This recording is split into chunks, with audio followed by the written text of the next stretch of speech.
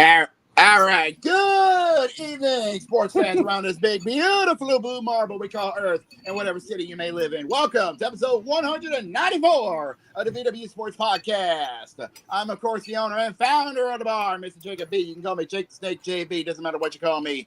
Just don't call me late for dinner. I am being joined, as always, by my co-host and barkeep, first and foremost, Mr. Brandon C. Don't mind me. I'm having orzo right now. What? All righty then. We're also being joined by the HNIC himself, Mr. C. Carter. Hold on. I got a question, Jacob. Is your profile pic a bonbon with the Saints hat on? Yep. Yes, it is. Oh, well, I was about to say how appropriate. You're using a wait a minute. holder as to represent the team in which you support. Who figured? Yes. It's an old picture of mine, but it's a good one. Anyways, we're also being joined by our regulars, first and foremost from the West Coast, Mr. Matty Dangerously. How in the world did the Packers did not beat the Cowboys? That is ridiculous. It's the most cowboyish way to do so. Anyways, we're also being joined by our other regular in the Midwest, the Hoosier man himself, Mr. Cody Hagan. Why are you Whenever he sideways? get his Oh, there you camera go. straighted up. I was like, what's going on with this camera? Or if he should just not use it, but that's just It's a Hoosier thing. There we go. Anyways, we got so much to talk about. Yeah, so much to talk about on this, the 30th of September, the year of our Lord 2025. It is the final VW Sports Podcast of September, the month of fall, the month of, well, for a lot of months of depression, because for them September is not a good month for them, which I get honestly, but whatever. Cool. But whatever. But anyways, let's not waste any more time. Let's get the show on the road.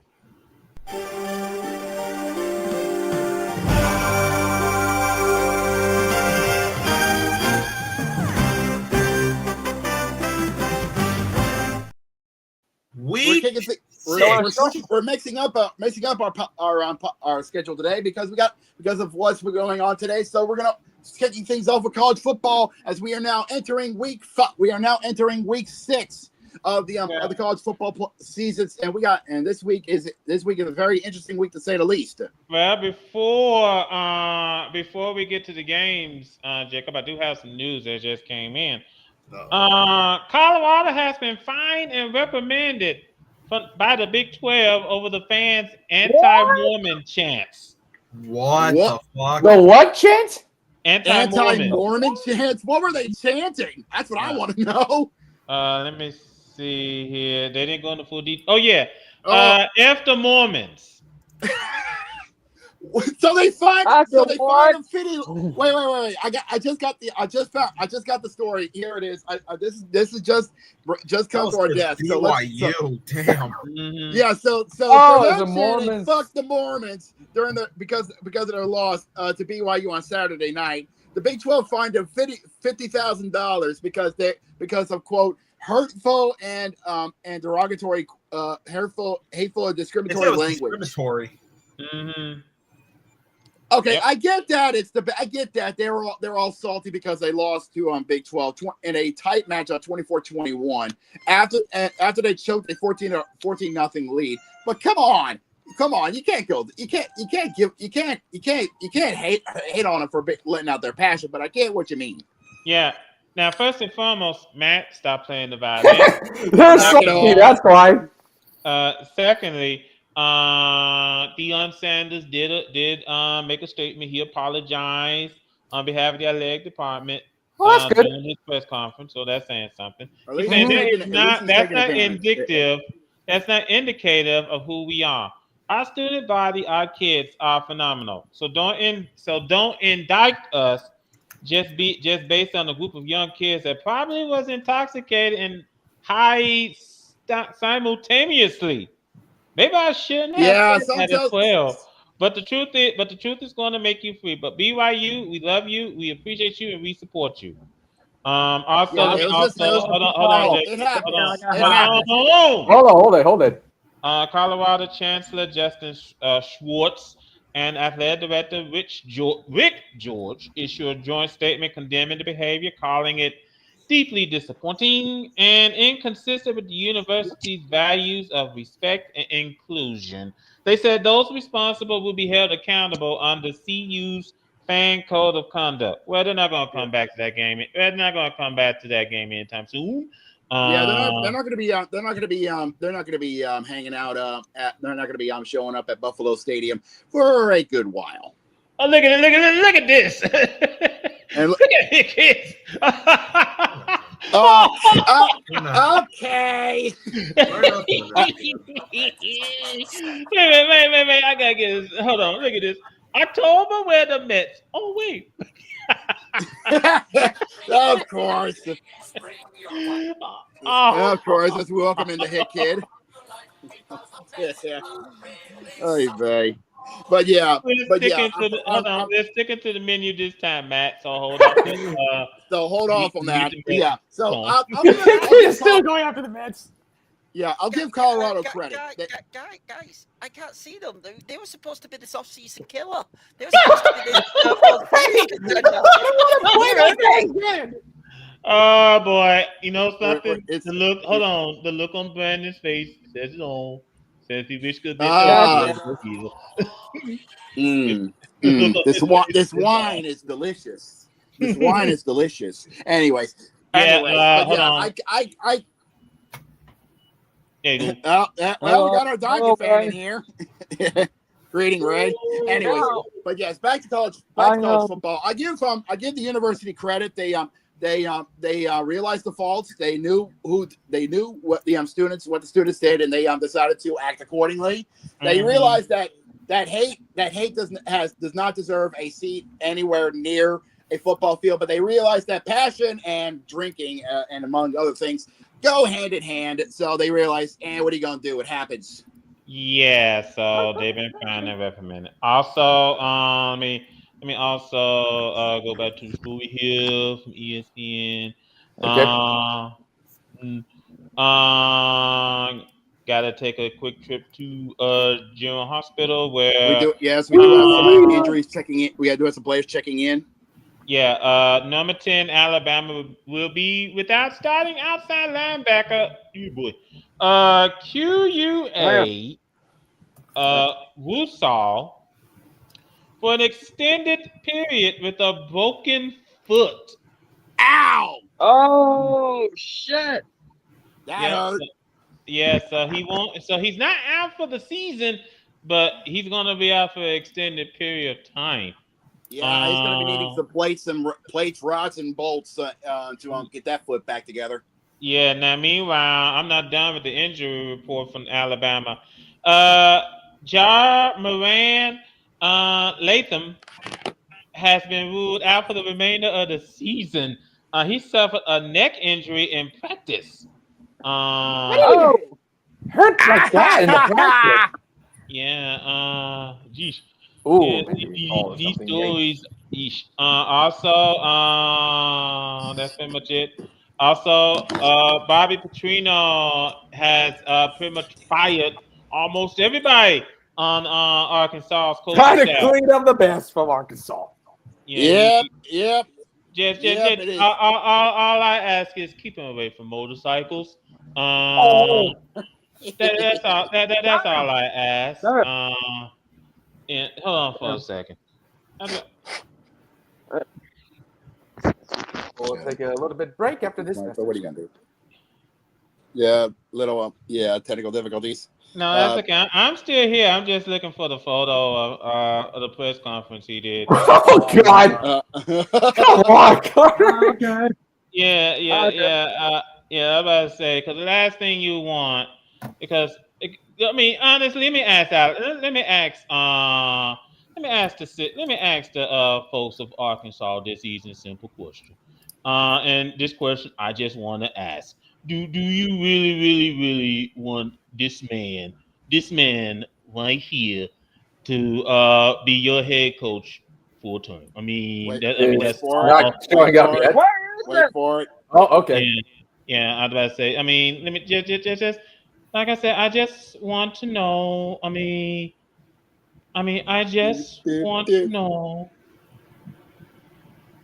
Jeez, I thought I had it. But anyway, I was trying to do. I think I know what he was going. I think I know what photo he was going for, but I think it got messed up.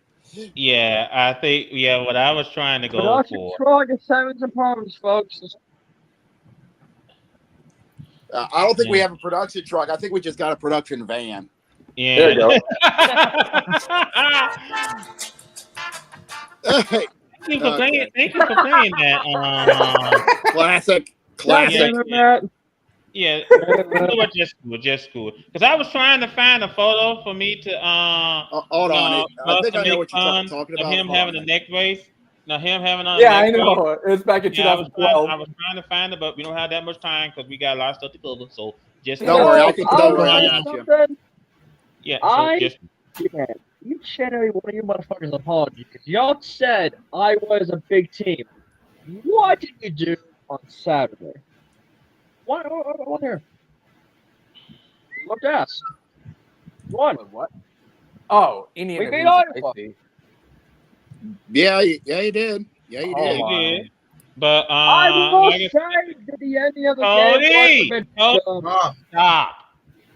Celebrate while you can. Hold it, Cody. Because in 2 weeks you got Oregon. Yep. Are you I was prepared gonna for that? talk about the safety call, like.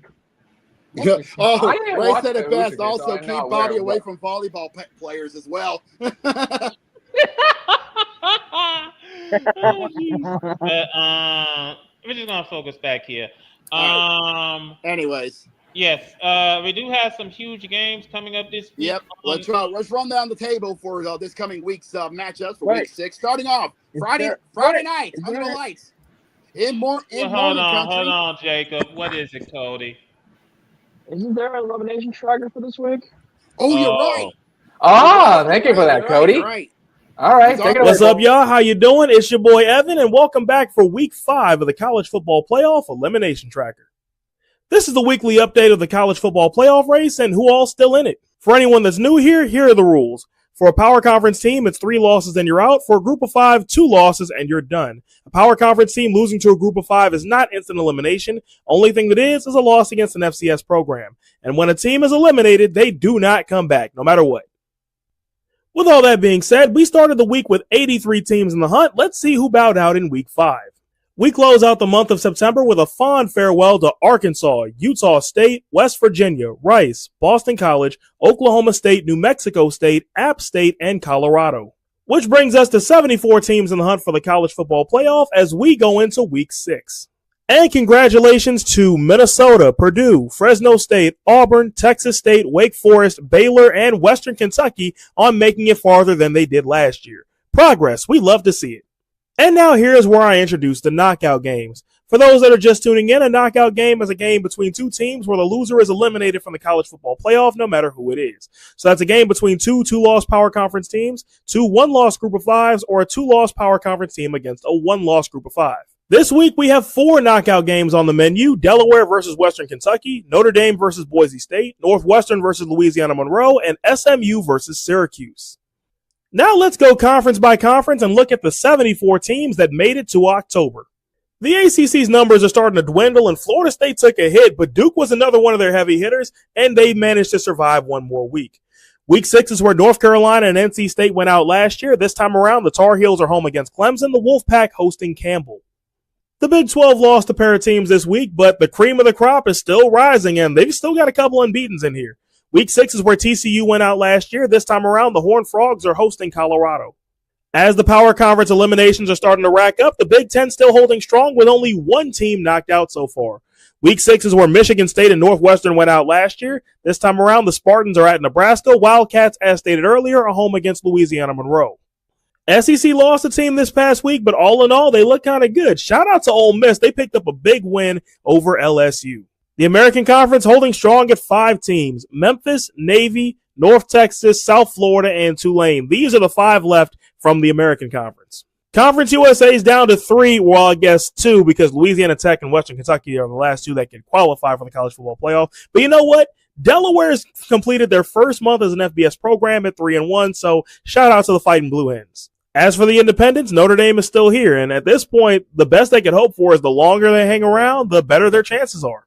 The Mountain West actually didn't lose a single team this week, the same 5 that they had a week ago at this time. And finally, the Sun Belt is down to their Final Four. Bet nobody was expecting Old Dominion to make it this far, but the Monarchs, for the first time ever, have made it into October. So, think your team's getting in? Let me know in the comments and hope they come back for Week 6. But until next time, I'm the voice of Evan. Remember to always keep the vibes high. Right. Hold on, wait. How the fuck am I the one who actually remembered the lineups? There it is. There it is. You're welcome. The Backlund look alike. That's Bobby. That's Bobby Petrino. Are you kidding me? Oh my god. That's Bobby Petrino looking head ass. Oh my god. Yeah, that's why we said keep them away from motorcycles. And volleyball players.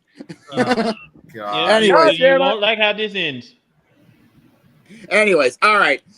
So let's get ready. Let's get ready for week 6. Let's run down the table for this week. We're gonna, since Brandon requested it, we're gonna do it like so. I will run down the top 25, and Brandon will run down who they are facing this week. Hold on, Jacob.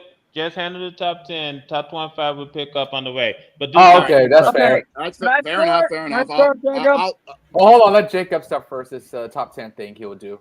Are you talking about your Indiana Hoosiers? Starting off. Hold on, wait. The Hoosiers not playing this week. Go ahead, Yeah, Jacob. they're on a bye. Okay, so it's tonight. Just stop. Go. Stop. Anyway, starting off, still number one, undefeated is the reigning national champion Ohio State Buckeyes. The Buckeyes are playing this Saturday, and they're playing host to the Golden Gophers of Minnesota, which we know is going to be a slaughter. Yeah, it's going to be a Yeah, the Horseshoe is going to be getting themselves to go. Wait, gentlemen. Minnesota is 3-1, so Carter, they're getting the knife run through them. Okay, then. I ain't. Ray said it best, honestly. Ray said it best. I'm just trying to give them some form of benefit of doubt. You know what? Ray made an excellent point. Ray made an excellent point. Let's wait. If we want to do the full top 25, let's wait a couple weeks when the CFP finally descends and do their own congregation. November. Until then, so we would have to wait till the Tony zip it. Go ahead. Anyways, and number two in the nation is the Ducks of Oregon. They're playing. Well, as you guys said, they're playing next week against Indiana, who's number 8. Yeah, they got a bye this week, so they're playing next week. Anyways, number 3 in the nation is the Hurricanes of Miami. Under the lights. They're playing against the Florida State Seminoles, who are number 8. Oh, that's huge. It is the second matchup of the battle for the Florida Cup, and this one is important because it is the annual ACC rivalry, Miami and Florida State in Tallahassee. By the way, I've just changed my name now because it's fun poking fun at the Mets. It's now Tampa Series. Oh, okay. Fair enough. All right, let's move on to college football. Baseball team. Just continue to add on that salt.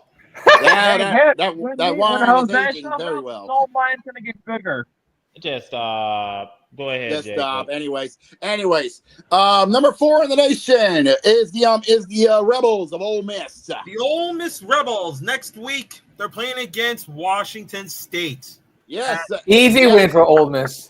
Yes, Ole Miss taking this week off is going to be heading over to him. Is going to be back next week. Number 5. Hold on, Jacob. All I gotta ask is Lane Kiffin. You better not let this team take Washington State for granted. Yeah, I know they're easy pickings, but you don't take any team for granted in college football. Amen to that. Amen to that. Number 5. Number 5 in the nation is the Boomer Sooners of Oklahoma. The Sooners are playing tonight against Kent State at home, man. Easy.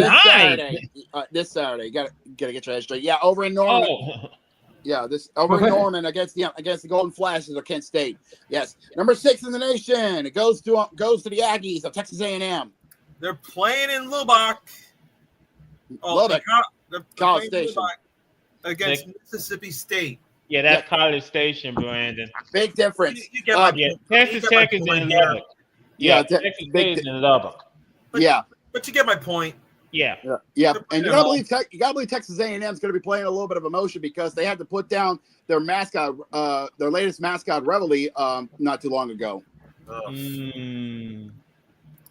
Anyways, number 7 in the nation goes to the Nittany Lions of Penn State. They're going out west to California to play against the UCLA Bruins. Fuck you. Yeah, This Penn game- State's getting their ass whooped. Yeah, this game is going to be Don't ask. a game to It's gonna get swallow. ugly. UCLA is It is. 4. So Anybody want some bear jerky? Oh come. Bad joke. Oh, come on! California Golden Bears, damn it. It was there. Anyways, we talked about Indiana, who is having the bye week. Number 9 in the nation goes to the Longhorns of Texas. They're heading to the swamp to play against them Gators. Yep. Oh, shit. Yep. That is at 2:30 on Saturday. And then rounding out the top 10 is the Crimson Tide of Alabama. Alabama, they're playing in Tuscaloosa, playing host to the Commodores of Vanderbilt. I just want to bring this up. Hold on, gentlemen. Just want to bring this up. Last year, Vanderbilt beat Alabama and pretty much sent Nick Saban to retirement. Can history repeat itself, or will Alabama keep the receipt? Well, in Alabama, they need a new head coach. Well, Yeah. hold on. Anyways, finishing Hold on, Jacob. Let me just speed through this real quick. I was gonna do that, but Friday we have West Virginia and number 23 BYU. Gonna be most intriguing game. Saturday morning over in Georgia we got Kentucky and Georgia. It's gonna be interesting. Also, we got Iowa State number 14 gonna play against Cincinnati. All right. That's gonna be interesting. Also, we got Wisconsin and number 20 Michigan. We also have number 22 Illinois and Purdue. Purdue 2-2 so far. Later on, we have Boise State and number 21 Notre Dame. Hell yeah. it's basically a knockout game. Either Notre Dame finally gets knocked out, and we can laugh at the golden ass on God's golden pimple on God's ass, or the Broncos get knocked out. You have no what's the word I'm looking for? You have no decency whatsoever. When it comes to Notre Dame, sympathy goes out the window. Number 24 Virginia gonna play against the undefeated Louisville Cardinals in Louisville. Louisville, man. Louisville. Virginia. Louisville deserves more love because Louisville deserves more love, but again, I get it. Strength of schedule is a bitch. Yeah. Also, let me just point this out. Kind of imagine that me, whoever's doing the AP top 25. Notre Dame comes in and said, "Hi, we want to be ranked because of our prestige." And HR secretary, human resources secretary, go, "Oh, how sweet!" And then when Louisville comes in saying, "Hi, we're undefeated," he said, "Security." Yeah, that sounds about right. Also, we got the battle of the unbeatens on Saturday. We got number 11 Texas Tech and Houston.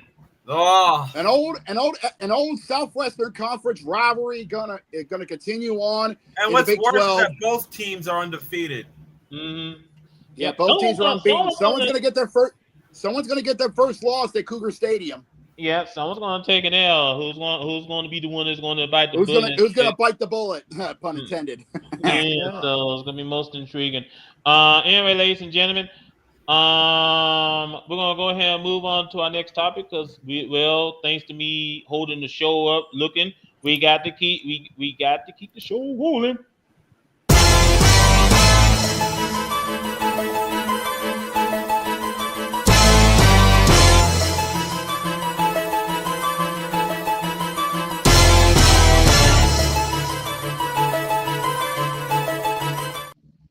We got a I'm just game gonna tonight. hold it. Oh, Matt, you Okay. might start this. First of Cody, all, Might I start need before this, you folks. continue on, yeah, I need to make a before we correction. continue on, I'm just gonna say this now. Carter, you didn't hold it up for that long. We've had worse. And besides, it was funny. Besides, let's continue on because, ladies and before we gentlemen, get Hold on, into Jacob. WNBA Hold on, stuff, Jacob. Hold on, Cody. I do have a correction to make because Nick Saban retired. Last year, I last think. year. Yeah, Caleb Yeah. took over. Yeah, and that's when they lost to Nick Saban was the head coach when Alabama lost to Vanderbilt. At least I don't think they were. When was the last time? Man, never mind. We'll just go skip it. Let's go hit to the don't worry. WNBA first It and happens. We're foremost. human. I'll make Yeah, it first and quick while you foremost, guys talking. we have a civil war brewing going on. Yeah. Safe to say the players and the owners are having themselves a little bit of a row. No, man, this is different, Jacob. This is more like the players versus the commissioner. So the head honcho, because the players are getting sick and tired of not getting what they're owed, and the commissioner is not here. No, this is a little bit different, Jacob, because the issue, the all right, whole help me thing, out here on this. this whole thing has been about how the WNBA referees officiate the games. Ooh. Uh-oh. So, and Minnesota Lynx star Nafisa Collier, excuse me, blasted WNBA leadership in her exit interview today, accusing lead commissioner Kathy Engelbert of being negligent in her governance. Oh boy. Yeah, more specifically, she calls them as tone deaf and dismissive, and willing to sabotage its own productiveness and being more about control and power than innovation and collaboration. God. Yeah. Collier said the league has failed to sufficiently address issues with officiating, compensation for players, and the state of the overall product. She also alleged that Engelbert told her in a private conversation that superstar Caitlin Clark and other young standouts should be on their knees in gratitude for the platform the league has given them. Okay, then. Ew. Yeah. Collier continues. She said, our leadership's answer to being held accountable is to suppress everyone's voices by handing out fines. I'm not concerned about a fine. I'm concerned about the future of our sport. At some point, everyone deserves to hear the truth from someone who I hope has earned the benefit of the doubt to fight for what is right and fair for our athletes and our fans. We have the best players in the world. We have the best fans in the world. But right now, we have the worst leadership in the world. If I didn't know, that's a big statement considering yeah, what's if going I on. didn't know exactly what the job entailed, maybe I wouldn't feel this way. But unfortunately for them, I do. We serve a league that has shown they think championship coaches and Hall of Fame players are dispensable, and that's fine. It's professional sports. But I will not stand quietly by and allow different standards to be applied at the league level. Wow. Now, in a response, Engelbert says she has the utmost respect for Collier, but was disheartened by how her conversations with the Link star has been characterized. My focus remains on ensuring a bright future for the players in the WNBA. Yeah, right. Including collaborating. Damage control, whatever you say it. Yeah, including collaborating on how we continue to elevate the game, the statement read. I am disheartened by Nafisa characterize our conversations and league leadership. But even when our perspectives differ, my commitment to the players and to this work will not waver. Okay, then. So you said, Jacob, she was trying to do a little bit of damage control. Yeah, but there is someone who is actually in the camp with the players, and that is the Players Association. In fact, one of the team reps, Lexi Hill, said in an interview, and I quote, when it comes down to it, I think I agree with everything she said. We're really at a really important time in the league, and changes need to be made. And so you're seeing Collier talk about that, and really proud of her for making that statement today. End quote. Mm-hmm. Yeah, I think the main thing is, and the main problem, and Ray brought this up in our chat, is a distinct possibility, a potential player strike. Yeah, Now, so we might be sick. Yeah, here's the so thing. Here's yeah, the thing. A strike would kill this league. if this It happens, would. we will see the death of the WNBA, and that's the last thing they need, because if they don't reach a resolution and they do a strike, it ain't going to be like what happened with the MLB in 1994 or with the NHL in 2005. This league's going to die. Yeah. And the thing of it is, and the NFL had a strike like this during the 80s. I think it was 81, Yeah, oh yeah, 82. in the In 80s. Yeah, I think it was. 82. Yeah, I think it was either the early 80s or the mid 80s. I it can't was remember. the early 19 80s when the Yeah. league lost like over half of their games to this strike, and they ended up playing 9 games that year. And they were forced out to get to force scabs and scab players and stuff, which led players and stuff, which led to the only time I remember correctly a kicker won MVP. Yeah, I mean, That's just crazy goes to talk. show. I mean, you hate to see it, but you know what? These players are taking the stand. They're getting sick and tired being mistreated by the commissioner. And Yeah, and remember, this isn't about money or any of that stuff or play or any of that stuff. This is about trying to make this game better. yeah, Basically, and stability. yeah, Yeah, and that's the thing, and that's the main thing. And I know as the league gets ready to head into 2 new markets next year in Portland and Toronto, I know that this league wants to be on good footing, not just with the respective markets, but you also want to be on good footing with the players and the fans. yeah. Uh, So if anything, the commission really needs to think this through, because if she messes up just by an inch, this league is mhm. done, because they're already on shaky ground as it is, and they're trying to fix that foundation. Now, also, and this was also announced. Sometime during the next, with the with NBA media deal that goes along with the WNBA media deal, the USA Network is going to air the WNBA finals sometime during that stretch. Ooh, Um, so it's going to be a switch now. Instead of ESPN running the WNBA finals, it's now going to be the USA Network going to be taking the mantle. yeah. So I think that's the thing. Interesting. Yeah, so That's they probably might do the same thing they did that the NHL is doing with yeah. ESPN, ABC, and TNT. No, with the Stanley Cup They're gonna final. they're gonna rotate it. It's gonna be a Yeah, rotating thing, like how freaking the NFL does with the Super Bowl between NBC, Fox, and CBS. ABC is Yeah, supposed to be added back into the rotation soon. Yeah. Okay, I So like that. I like that idea. Honestly, if everything goes well, this could actually be a good thing for not only the WNBA but the NBA as well. yeah, but back to for the NBA, we know ESPN, ABC, they got the NBA finals for God knows how long, and they're gonna keep Yeah, holding it. for the WNBA, this could help them out even more, because switching them up between ESPN and the USA Network could help them Mhm. out in the long run, getting themselves more fans to across different channels, because the USA Network is a much different platform. Now then, first and foremost, Sunday, the Phoenix Mercury closed out the Minnesota Lynx, Yeah, 86-81. Phoenix going back to the finals for the first time since I do believe since in 4 years, believe it or not. I think so. Home run And Yankees. see, and let me just put it this We'll get to way. that. We'll get to that in a second. Yeah, All right. let me put it this way about what's going on here. And the main reason why the Lynx lost, like I said, the Lynx, their head coach was suspended because she complained about the officiating. Give me a sec, Yeah, so we get you back in here. basically, ref ball was there before even tip off happened, and it Yeah. kind of handicapped and gave Minnesota a big handicap, and it hurt them. Yeah, so and we have a game 5 tonight because Sunday the Hell Fever yeah. beat the Aces.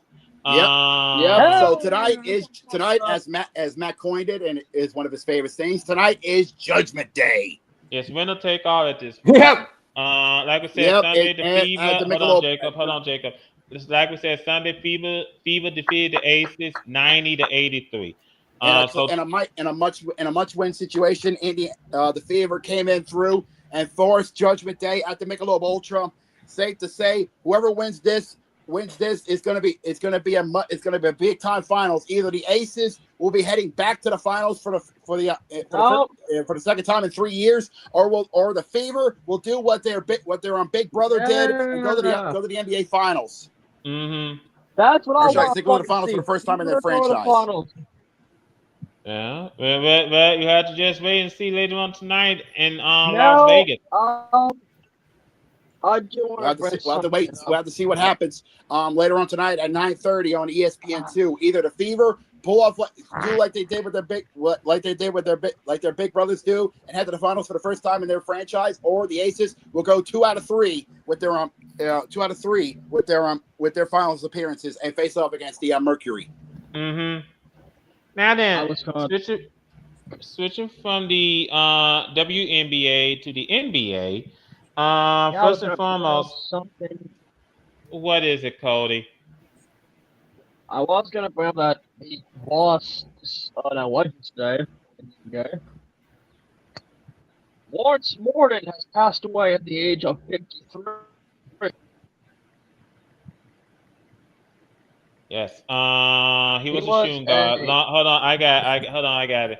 Yeah, Lawrence Moden was a Syracuse icon. Syracuse athletic director John Ryle Hack. What a name.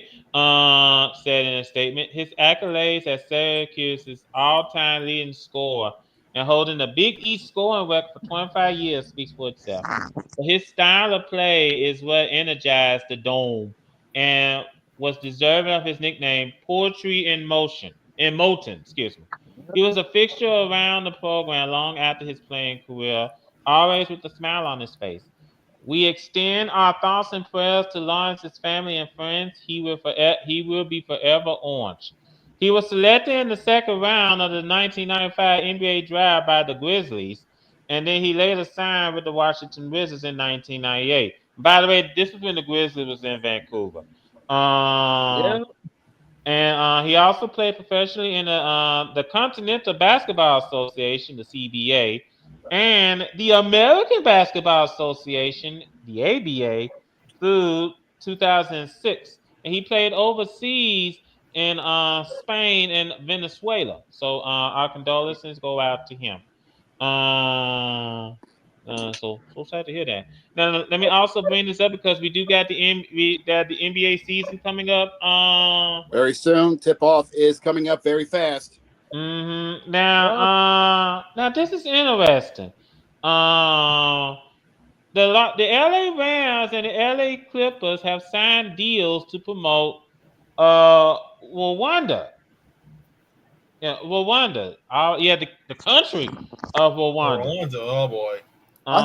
Yeah. Really?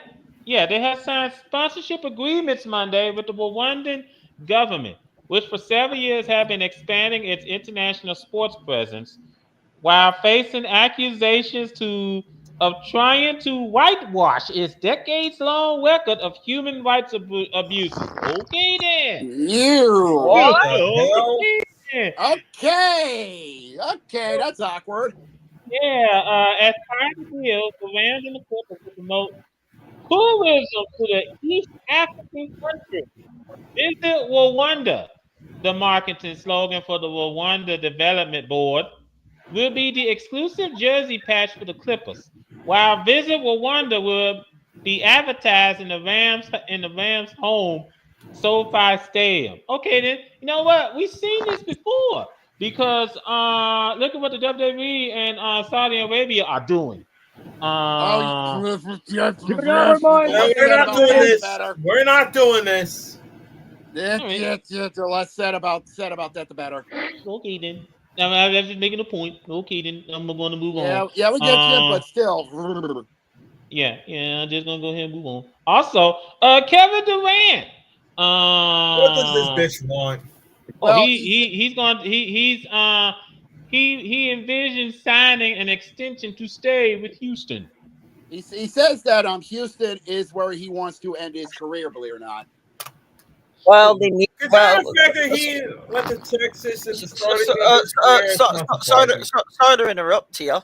Houston need Kevin Durant, considering the news they got. What was it, a week ago? Fred VanVleet. Oh yeah. He's Fred out VanVleet for the rest of the year. He's joined Jason Tatum, Tyrese Halliburton, Donovan Mitchell on the Achilles watch. Yeah, with a busted Achilles. Yeah, so yeah. Maybe those Achilles weren't made. Hold on, wait a minute. Hold on, maybe those Achilles aren't made for that much speed on the basketball court. Oh well, Yeah. I'm just wondering. But Kevin Durant, he says, and I quote, I'm just quoting here. I do see myself signing a contract extension. He said yesterday, his 37th birthday. I can't tell you exactly when that will happen, but I do see it happening. Rockets general manager Raphael Stone declined to comment on the state of the contract talks. Durant is eligible to sign a 2-year extension for more than $120 million if he were to sign for the maximum. The Rockets, who are in the midst of contract extension talks with Tyree Eason, recently extended Jabari Smith Jr. on a 5-year deal for $122 million. Hold on. There we go. Are faced with managing their expanding payroll over the next few years. Think about it at luxury taxes if that happens. Yeah, that could factor into the Durant talks. Because of his short-term contract status, Durant was able to work with the Suns on finding a trade partner over the summer. He worked with Udoka when both were with the Nets, and the relationship played a role. Wow. I wasn't expecting to leave Phoenix that quickly. Oh, gee, I wonder. But that's just the nature of the game. So I quickly just thought about who I was comfortable with. Aini had always been one of those guys that understood what I brought to the table and my mentality and my approach to the game. He always respected that and gave me my space to be me. So that was one of the first things I thought about. Several times Durant mentioned how his body type fits with the Rockets roster loaded with long and rangy athletes. Houston has the potential to play some of the tallest lineups in the league this season with the addition of 6'11" Durant. His ability to be a ball handler is also relevant with the Rockets losing starting point guard Fred VanVleet to a torn ACL last week. If that's the case, I wonder what the average height is going to be like over in Houston. That's a good question. Durant and Udoka both said Monday that the plan would be for Durant to take on some of the ball handling duties in the wake of VanVleet's injury. Okay, then. So I can see where this is going, fellas, because we often state numerous times that Kevin Durant is a great Robin. He's not a very good Batman. He can't win a championship on his own. No, not at all. Not at all. If anything, we've always called him the new James Harden, because that dude cannot do anything in the playoffs. And the only reason he got a championship ring was because he joined a championship team. Let's all remember that. He's basically the NBA's Robin. Yeah, he's basically a fourth option at that time. Listen. I'll be dead clear. I have no love lost for KD. Which is fair. Like when in the offseason when people say, "No, do you want KD to the Knicks?" No, fuck no. You chose the Nets. Do I need to say more? No said. Yeah. He went for the money, and guess what happened? And look what happened. Let me just point this out because I like what Ray said. Enough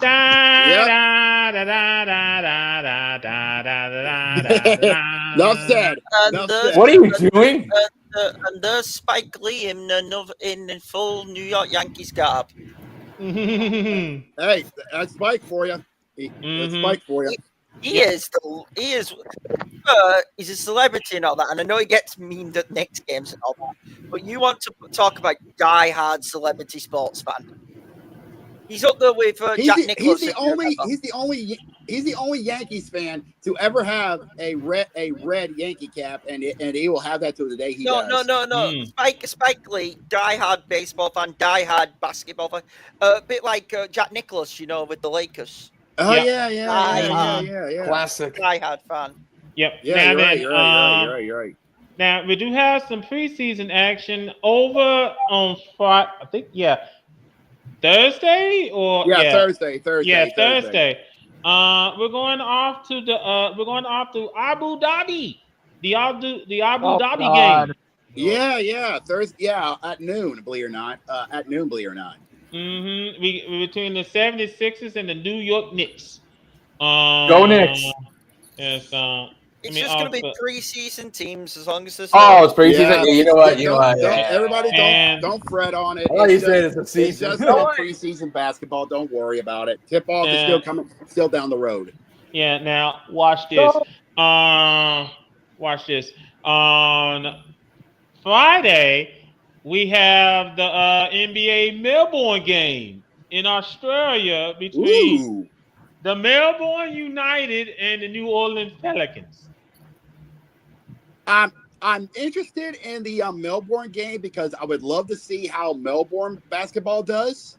I'm not interested in the Pelicans because that's way back in the back burner, but I'm interested to see how the Melbourne players do. What would your reaction be if Melbourne beats the Pelicans? Not surprised, more impressive, and see how they perform. It looks like there might be breaking news. What? Golden State Warriors. Jonathan Kuminga? Is that how you pronounce his name? Kuminga? Okay, thank you. Signing his way to a 2-year, $48.5 million contract to return to the Golden State Warriors. This was a long summer stalemate, and finally came to a close. They finally broken through. It's about time. Hey, Jack, I'm gonna say something to you. There is a person on Instagram named Beanie Sports TV who does POV Warriors this offseason. Part something. It's funny as fuck. Yeah. We're just gonna move on. But congrats to him. Now, meanwhile, while he getting his contract, their head coach is still waiting on his. Steve Kerr. Farmer is waiting until the season's over to address his deal. Hold on. Did they finally resolve the Jonathan Kuminga thing? Yeah, 2 years, $48.5 million.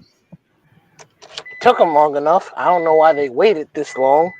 Because it's not like he ain't reliable. Also, didn't Golden State take someone from Boston? Oh no! He wasn't from Boston. He just went into free agency and he just got picked up from Golden State, which was Al Horford. Mm-hmm. They also signed Pat Spencer. Yeah, they got a whole bunch of old folks down there. That's totally solving their problems. I thought we had the first AARP team. Now we have a second AARP team. What the fuck? Let me put it this way. Hold on. Let me put it this way because it kind of reminds me of a couple of retirements here in my hometown. The LA Clippers are the River Oaks, retirement home, and the Golden State Warriors are quickly becoming the. By the way, I just remembered. The Knicks could have signed somebody much worse than KD. I remember the Knicks were talking about getting Ben Simmons for a minimum. Oh yeah. I saw those rumors. Yeah, I saw those rumors. And if that had happened, trust me when I say there would have been a lot of laughing coming from me. Oh yeah. We don't need crybabies. So I would have been pissed. We don't need crybabies. Isn't Ben Simmons still a free agent? I don't give a fuck. He's done with somebody. I'm pretty sure he's still with the Clippers. Oh, okay. As long as he doesn't join the Knicks, I'm happy. But anywho, Ben Simmons don't need to be on any NBA team because he really needs to retire. To be honest. And then this is a big injury, Carter. Anthony I think we. Davis will have to wear because protective you mind if I eyewear. take this? Yeah, he's Yeah, gonna go have ahead.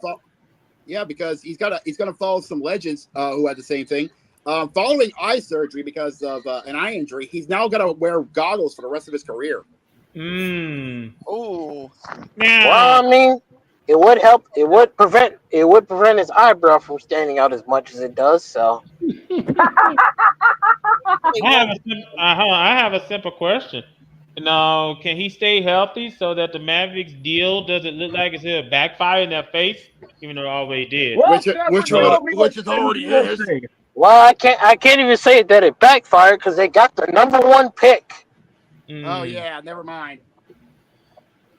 So I don't know if it really backfired or not. They might actually be good. They got so lucky. Yeah, if they can stay healthy, we're They're going a to be threat. eating a whole lot of quote. They're a sleeper threat for the West. See the West is absolutely loaded at the moment, and I really mean that.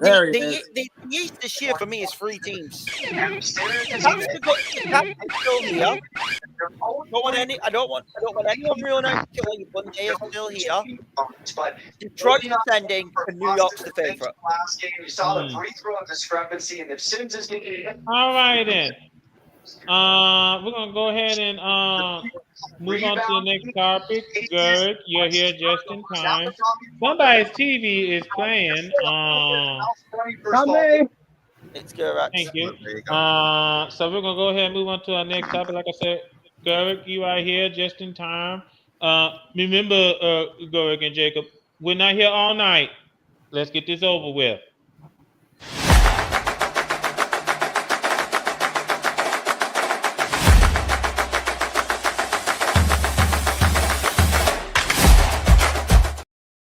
Welcome to the worst thing that ever happened to Premier League. Hold on, Jeremy. Before we start, Gervin, you probably want to explain the way why you're dressed as a Carolina Panther fan. I just feel because I felt like it. That's why. Well, I mean, after the correct. Is it just because New England I guess? Anyways. All right, then go ahead and go again, Jacob. Oh, by the way, before you all even start, I would just like to say, when has this show ever taken its time? I'm pretty sure we stopped the pod at one point at 8:30 in the evening.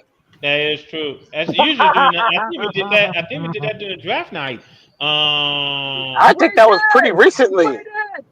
That was also pretty recently. I'm pretty sure 2 weeks ago. Yeah. Oh yeah. Anywho, proceed with the soccer. Enough. So the reason why I was nervous about this section of the podcast is because Gurok, I think, might have learned a certain TM, and is about to ready to start doing some poison jabs. If you know your Pokemon, you know. Listen, I got nothing to say over soccer. Just get it off. Yeah. So Gurok, if you're ready to unleash, you may. What the fuck is wrong with us? How did we keep doing this? How did Liverpool keep blowing games and end up and just keep fucking going? And now we've lost to Crystal Palace and to Galatasaray this evening. And I know what I'm gonna hear. The penalty. The penalty was It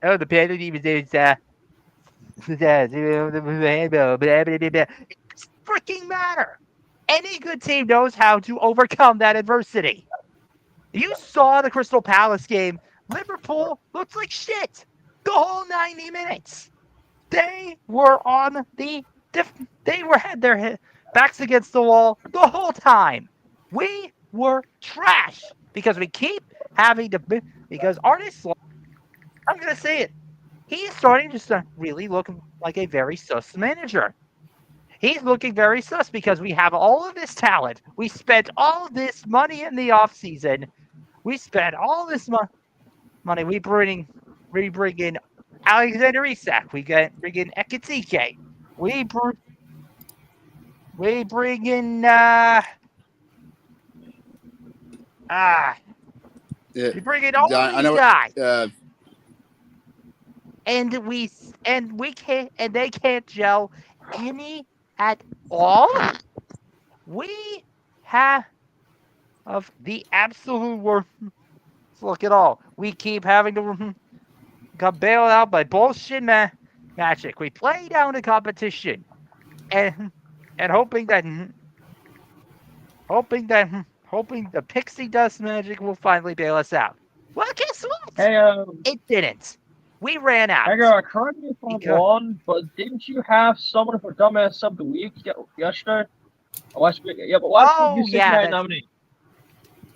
Play it. I am in the middle of a little bit, so I would like you to.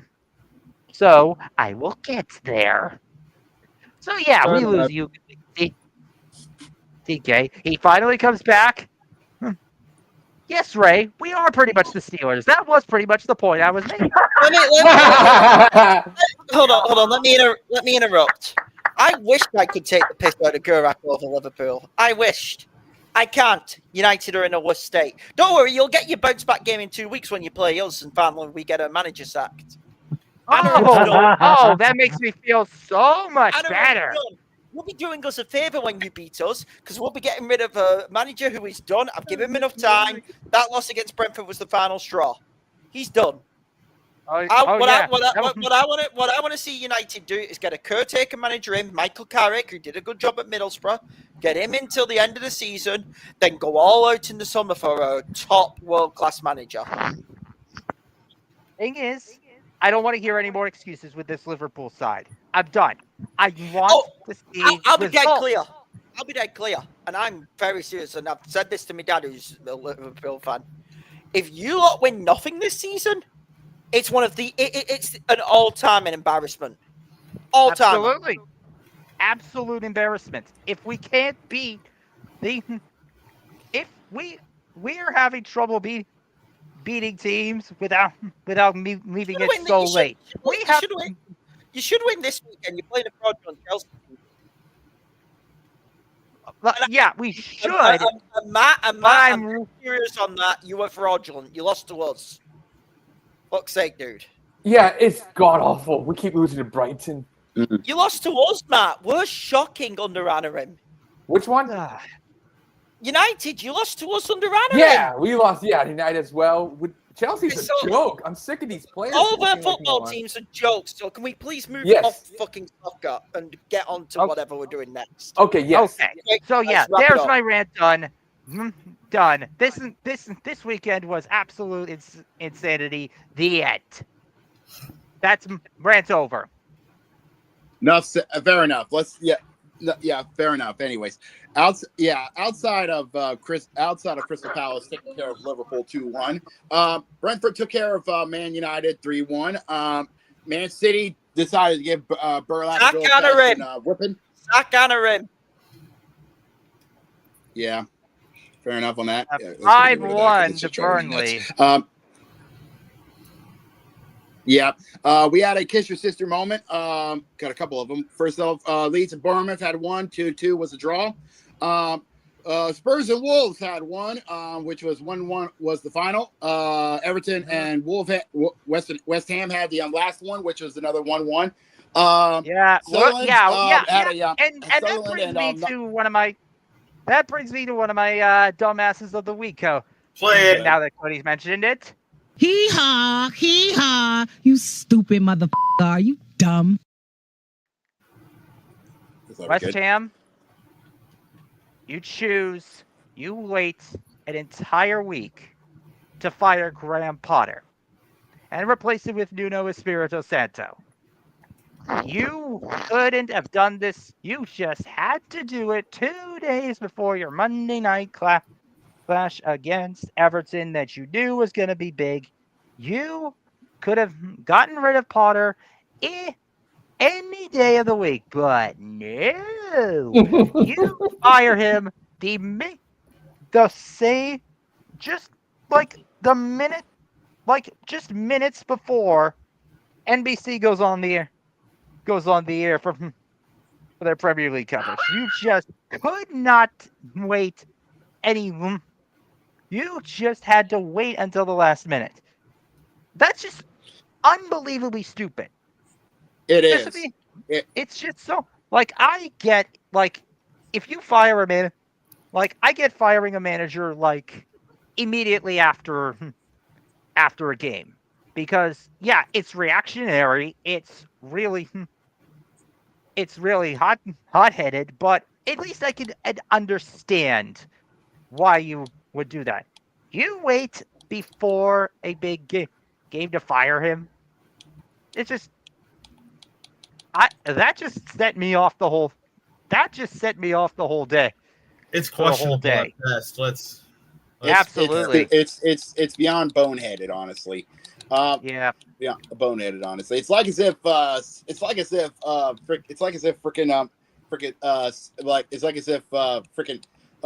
deciding to fire our head coach right before a matchup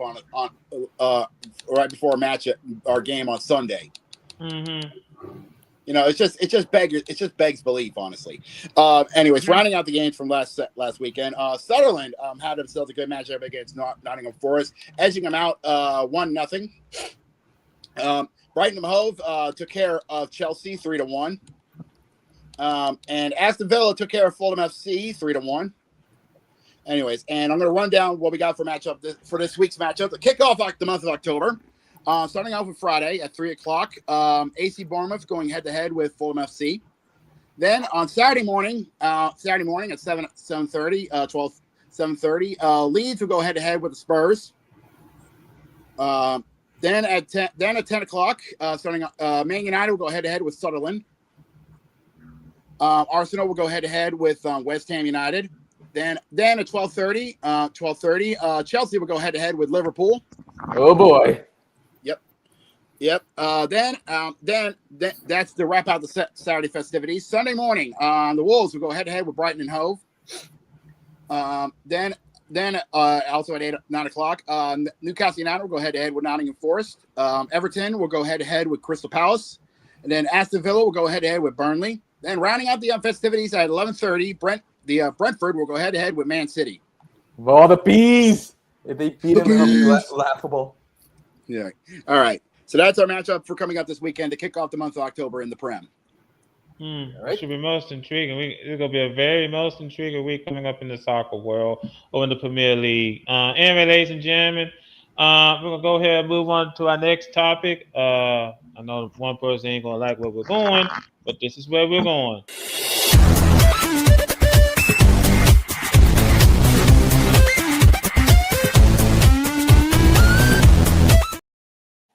Ladies and gentlemen, the train has been departed from the station. Welcome, ladies and gentlemen, to the MLB playoffs. Well, first and foremost, hold on, gentlemen. Hold on. I can tell where this is going. Before we hit the playoffs, a couple of coaches got fired. Shall I say a couple of managers got fired. First and foremost, and this is a shocker to me because Washington pretty much split the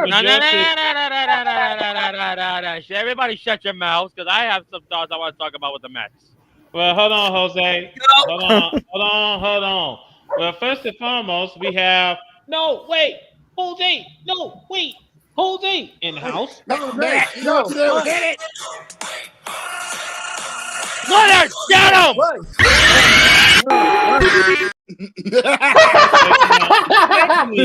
We'll let Jose land on the Mets in a few. Let me go ahead and get to some scores because It was a matter of time before Sheriff Slithers got out. Enough! Anyways. Jeez. Now, as I was saying, we have a fireman. First and foremost, why Washington is not coming back? And I said to myself, this guy spent more than half a 2025 season after going through quadruple bypass heart surgery, and now you're gonna tell him he's done? I mean, you're not gonna keep him around, are you? I mean, here's the thing, and this is the Angels we're talking about here. Oh, well, then it's the Angels. So, Yeah. Yeah, Let me just put this. fuck Marino. Yeah, let's just put it this Back to way. what you're saying, sorry. Yeah, let me go against what I was saying. Artie Moreno needs to just get bent over and just get, just fuck himself with the cactus. But the thing that gets me is that he spent, like we said, the majority of the season in the hospital because he had quadruple heart bypass surgery. And so he didn't have that when he went into the hospital. This team was 36-38, and then the team just went downhill from that point on. It's not if you want the coach to do well, assemble a team, a very good team, a very good squad to work well with the manager. Ivan Moreno has not done that. He hasn't done anything at all. Yeah. Come on! That's the problem. Yeah. Ivan Moreno has not done that. And the fact of the matter is that Ivan Moreno needs to sell this team. He needs to sell this team yesterday. You know he ain't gonna do it. Yeah, He's we not already gonna got. Yeah, as I said, we already have Stu Steinberg out the door. So, I mean, come on, MLB. You can force Ivan Moreno out the door too. This team is playing in the second largest market in the MLB. Well, I know they're playing Anaheim, but Ivan Moreno wants everyone to think that, hey, they're a Los Angeles team too. But yeah, I just think that That's rich. Yeah, and I just think that unfortunately, as long as Iron Moreno is running this team into the ground, this team is not going anywhere.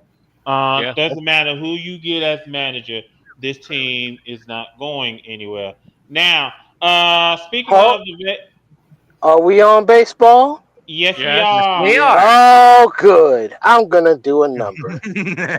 Now, Hold on, Carter. Give me a second. Guess who the Mets? They'll disappoint you like quick sex.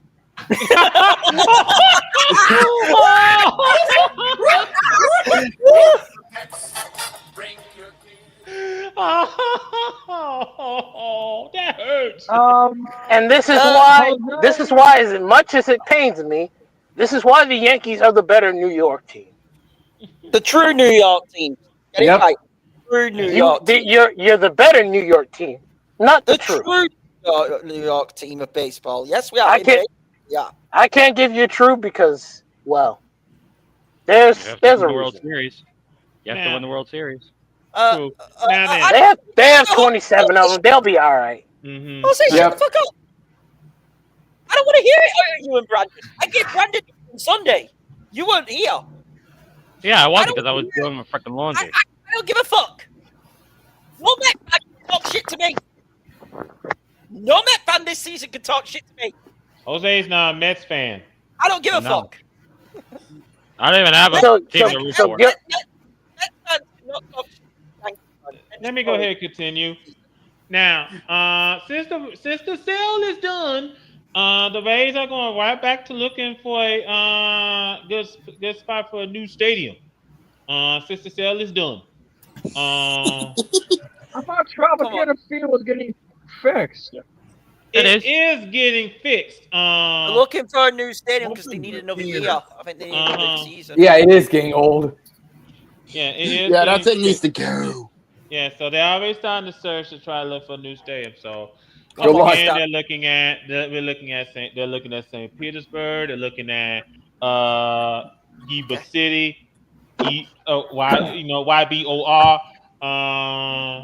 They're looking at that city. They're even looking at probably moving into Tampa properly. So you never know. I mean, the possibilities are endless. They just gotta say, "Hey, look, Wilford have to build this stadium, get this stadium done. We'll do it." Now, speaking of the Mets, they're keeping their manager. Yes, they are keeping. Why am I seeing double? We got two low Mets. Well, you can know which one's which because Why have one when you can have two? Yeah, you can know which one's which because one has the lull and the other has the Mets. Jose. Yeah. I think me and you have. Graphic. You know what, Graphic? They were the winning nominee, please. You know what, Graphic? Oh. Hee haw, Well, here's the hee thing. haw. You stupid motherfucker. Are you dumb? Yeah, go ahead and put the Mets in there because they No, they won. They won. Landslide. You want to play the song while you're talking? No, don't even dare. Hold on, Cody. Hold on. The New York Mets won the dumbass of the week in the landslide. It wasn't even close. Yeah. It's way off. Yeah. The thing of it is what happened in New York is easy and simple. And Steve Cohen pretty much does his speech saying, we understand our fans are disappointed. We are disappointed too. And blah, blah, blah, yada, yada, yada.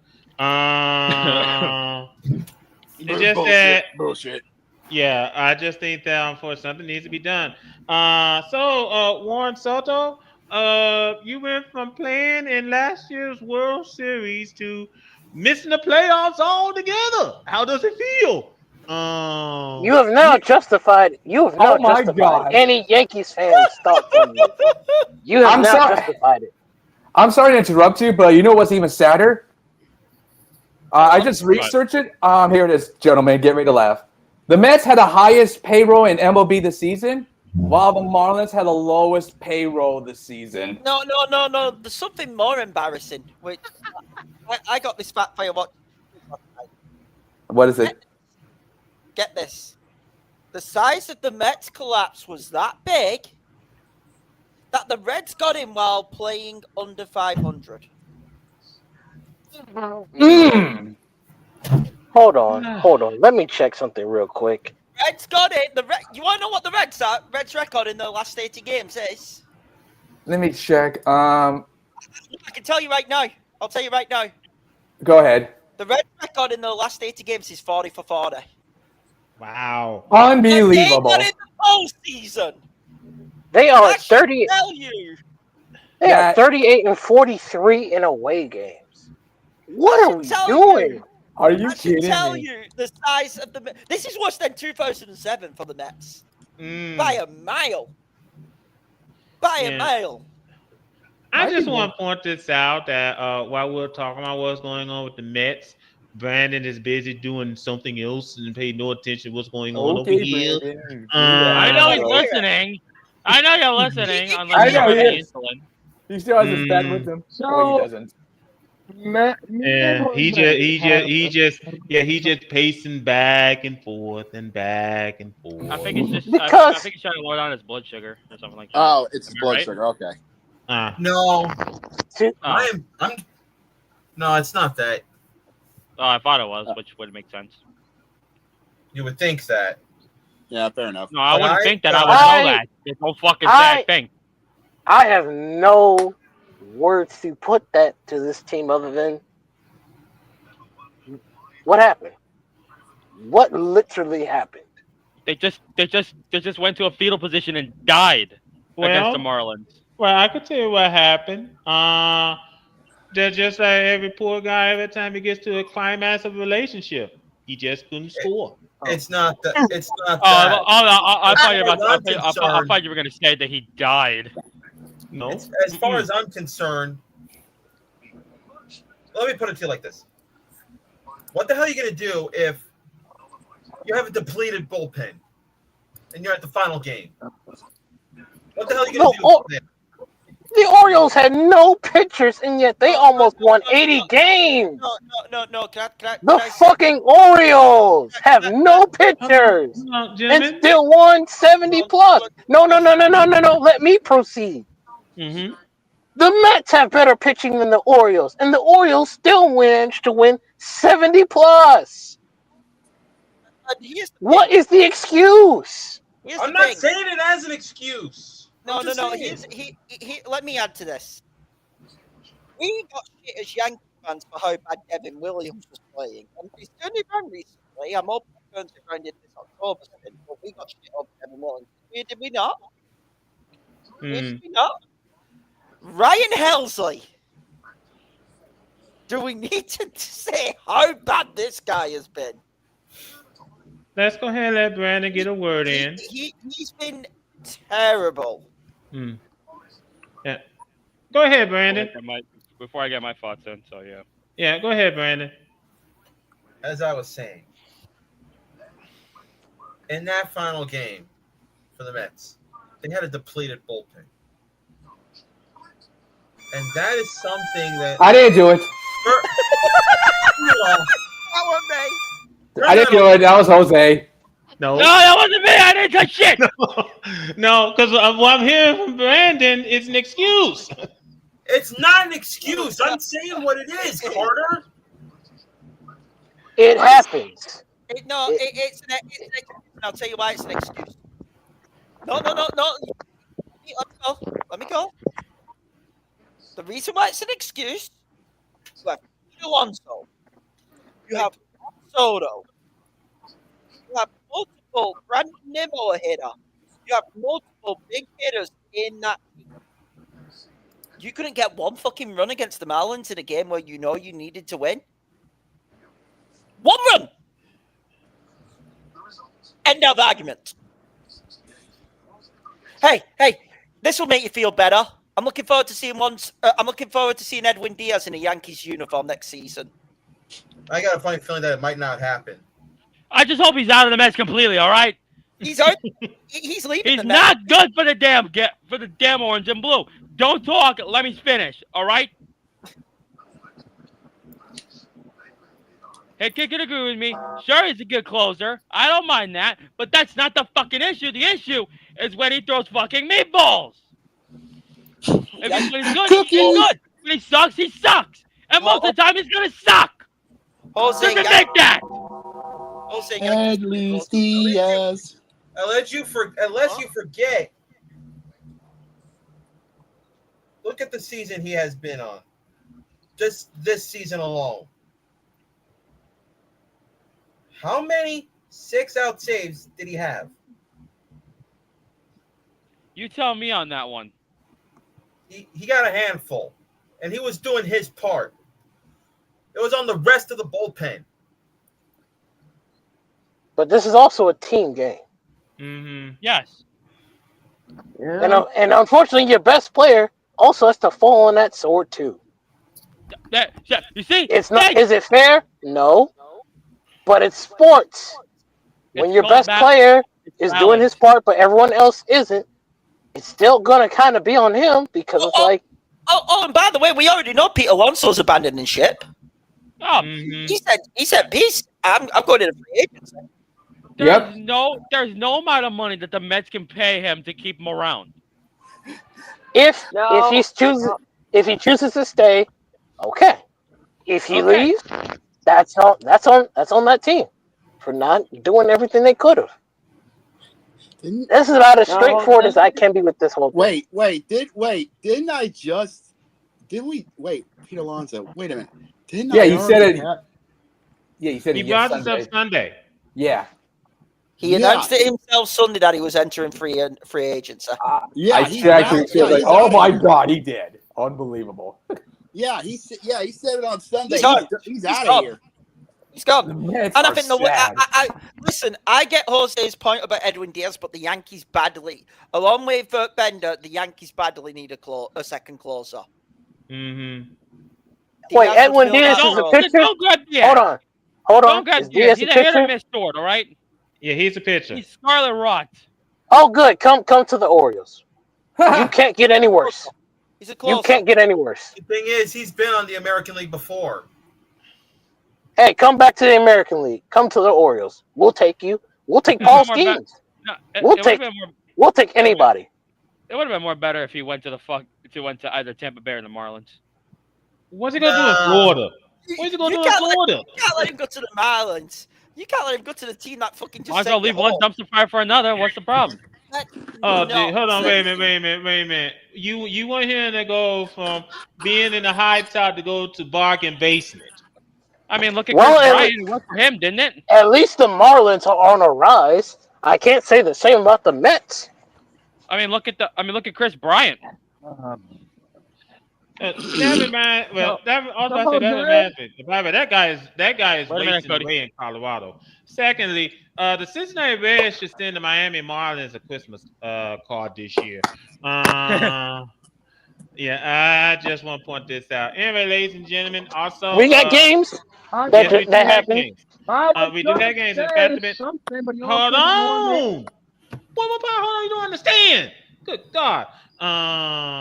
First and foremost, the wild card series have gone on the way. We started off earlier this morning. We started not Afternoon, this morning, actually. this afternoon. Yep. The Tigers defeated the Guardians 2-1. Ooh. Tight matchup, tight game over First at blood Progressive goes Field, to but Detroit on that side. yeah, I'd Detroit say taking that- care of business of Progressive Field. Yeah, In let the me second, also, in the second game of this, wait, Hold on, Jacob. Let me also bring this up because now that they have taken the Tigers, all they gotta do is win tomorrow, and this thing is over. This series is over, and they'll be able to move on to the game over. They'll Yeah, be able to move on to the they next won round. Seattle. ALDS. Yeah, to take on Seattle because remember, Seattle has the bye. So, yeah. On the NL side, the NL wild card kicked off. Elver and Wrigley as the Cubs. It's gonna be in the Bronx, Jacob. What the hell? But if you're National League. Hey. Anyway, the game. So I was saying in the National League, wild card. I'm tired, bro. National League over at Wrigley Field. The Cubbies took care of the Padres. Jesus Christ! Took care of the Padres 3-1 in their game one. I have to ask about the Padres because I have them winning this.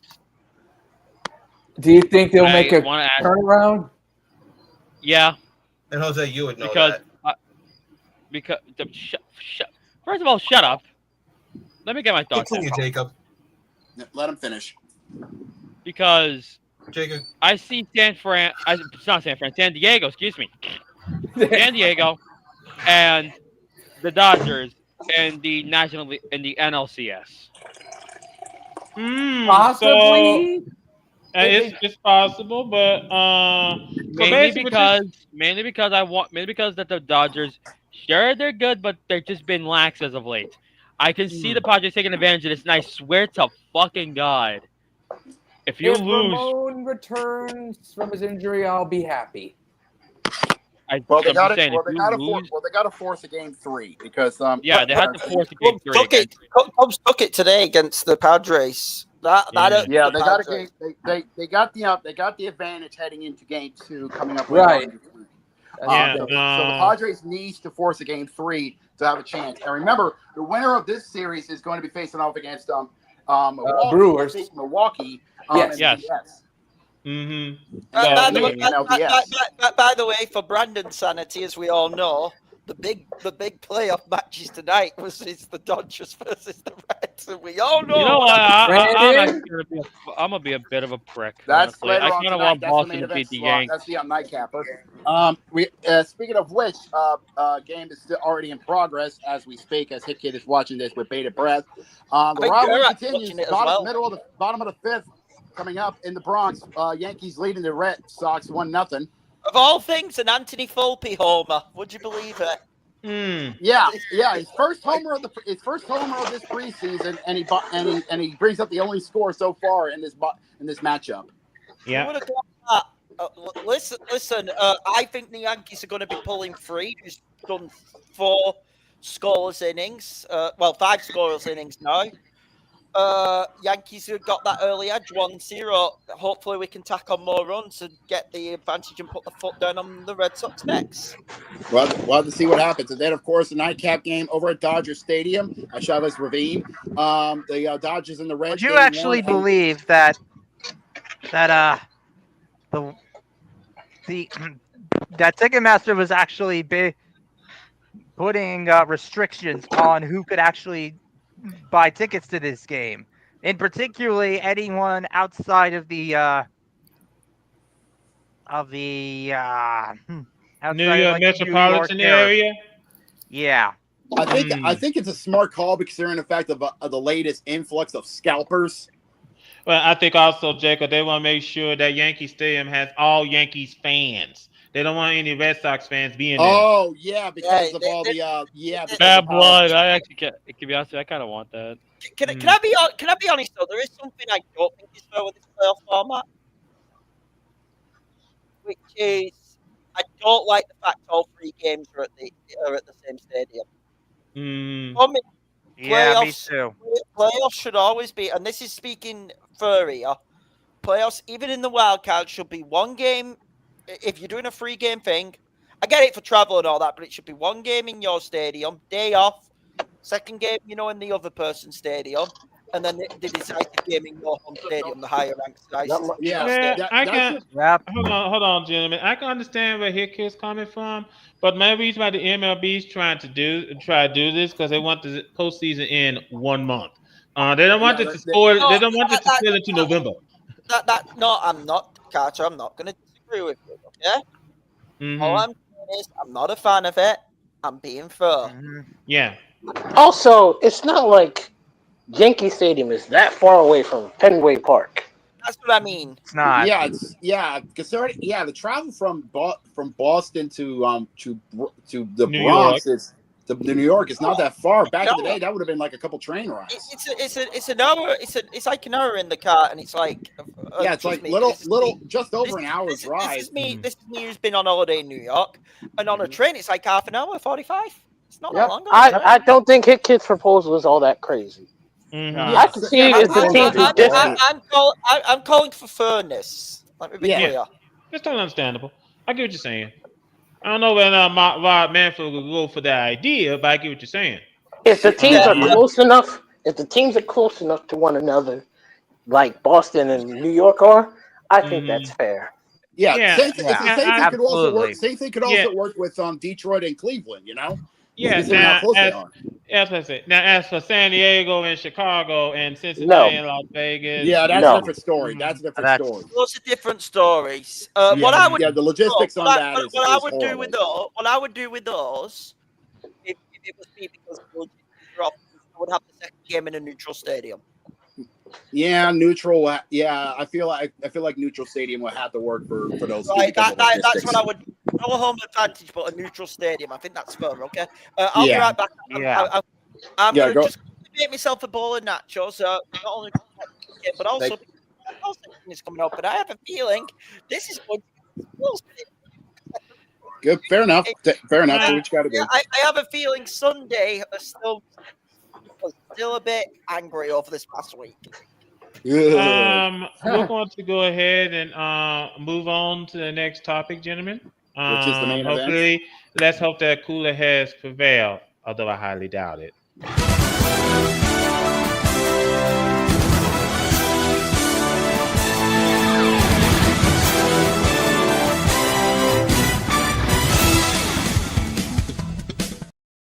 What is going on with the Packers? No. Let's address the biggest monkey wrench in the room. Okay. 37-20. That result has been sitting in my head for at least the past couple of days. Ooh. Oh boy. Admittedly, I have been very unhappy with this Ravens team. I would say almost violently belligerent. However, I have calmed down at least enough where I can process exactly where my head is at. And my head is at the following. John Harbaugh, I might not want you fired, but I need your feet to be held to the fire. Because you're too comfortable with mediocrity. You're way too comfortable. It's like with Mike Tomlin, honestly. You both need to be held with your feet to the fire. Because quite honestly, I feel like you're holding us back. So maybe this heat will put a lot of pressure on you. And we'll have lighter fluid on standby just in case you're like, oh, this feels nice. Whoosh. I will rescind my nomination for Kyle Hamilton for Dumbass of the Week because he apologized twice. At least, yeah, fair enough. He deserves that. Shout out to Rashad Bateman, Malachi Starks, and a few other of the Ravens defensive players for actually facing the media after the Chiefs loss and addressing things like adults. At least they owned up to it. Yeah. May Odafe eat a sack because he ain't say nothing. And I'm going to remember that more than I will remember Kyle Hamilton kind of taking a shot at the Ravens fan base. Something tells me this Ravens team needs to wake up. And I don't know if it's John Harbaugh needing to pull his head out of his own ass, but he needs to wake up. We are 1-3. We are tied for last in the division, and it's not looking good. Now with Pittsburgh currently at 3-1. Nope. Something needs to change. And if something don't change, we're not making the playoffs. And if something don't change, Pittsburgh will make the playoffs. They'll choke, as they usually do, but something has to change. And it has to change sooner rather than later. Yeah. Better do it now than face the consequences later. Now, I know we got a lot of players who are hurt, but I need something. I need fight from this team. Now you may proceed. I was gonna say there is no update from Lamar Jackson. Although there's an update. Oh, He'll be out for roughly 2 to 3 weeks due to the hamstring injury. Damn. Which is an actual injury. Ouch. That's not good.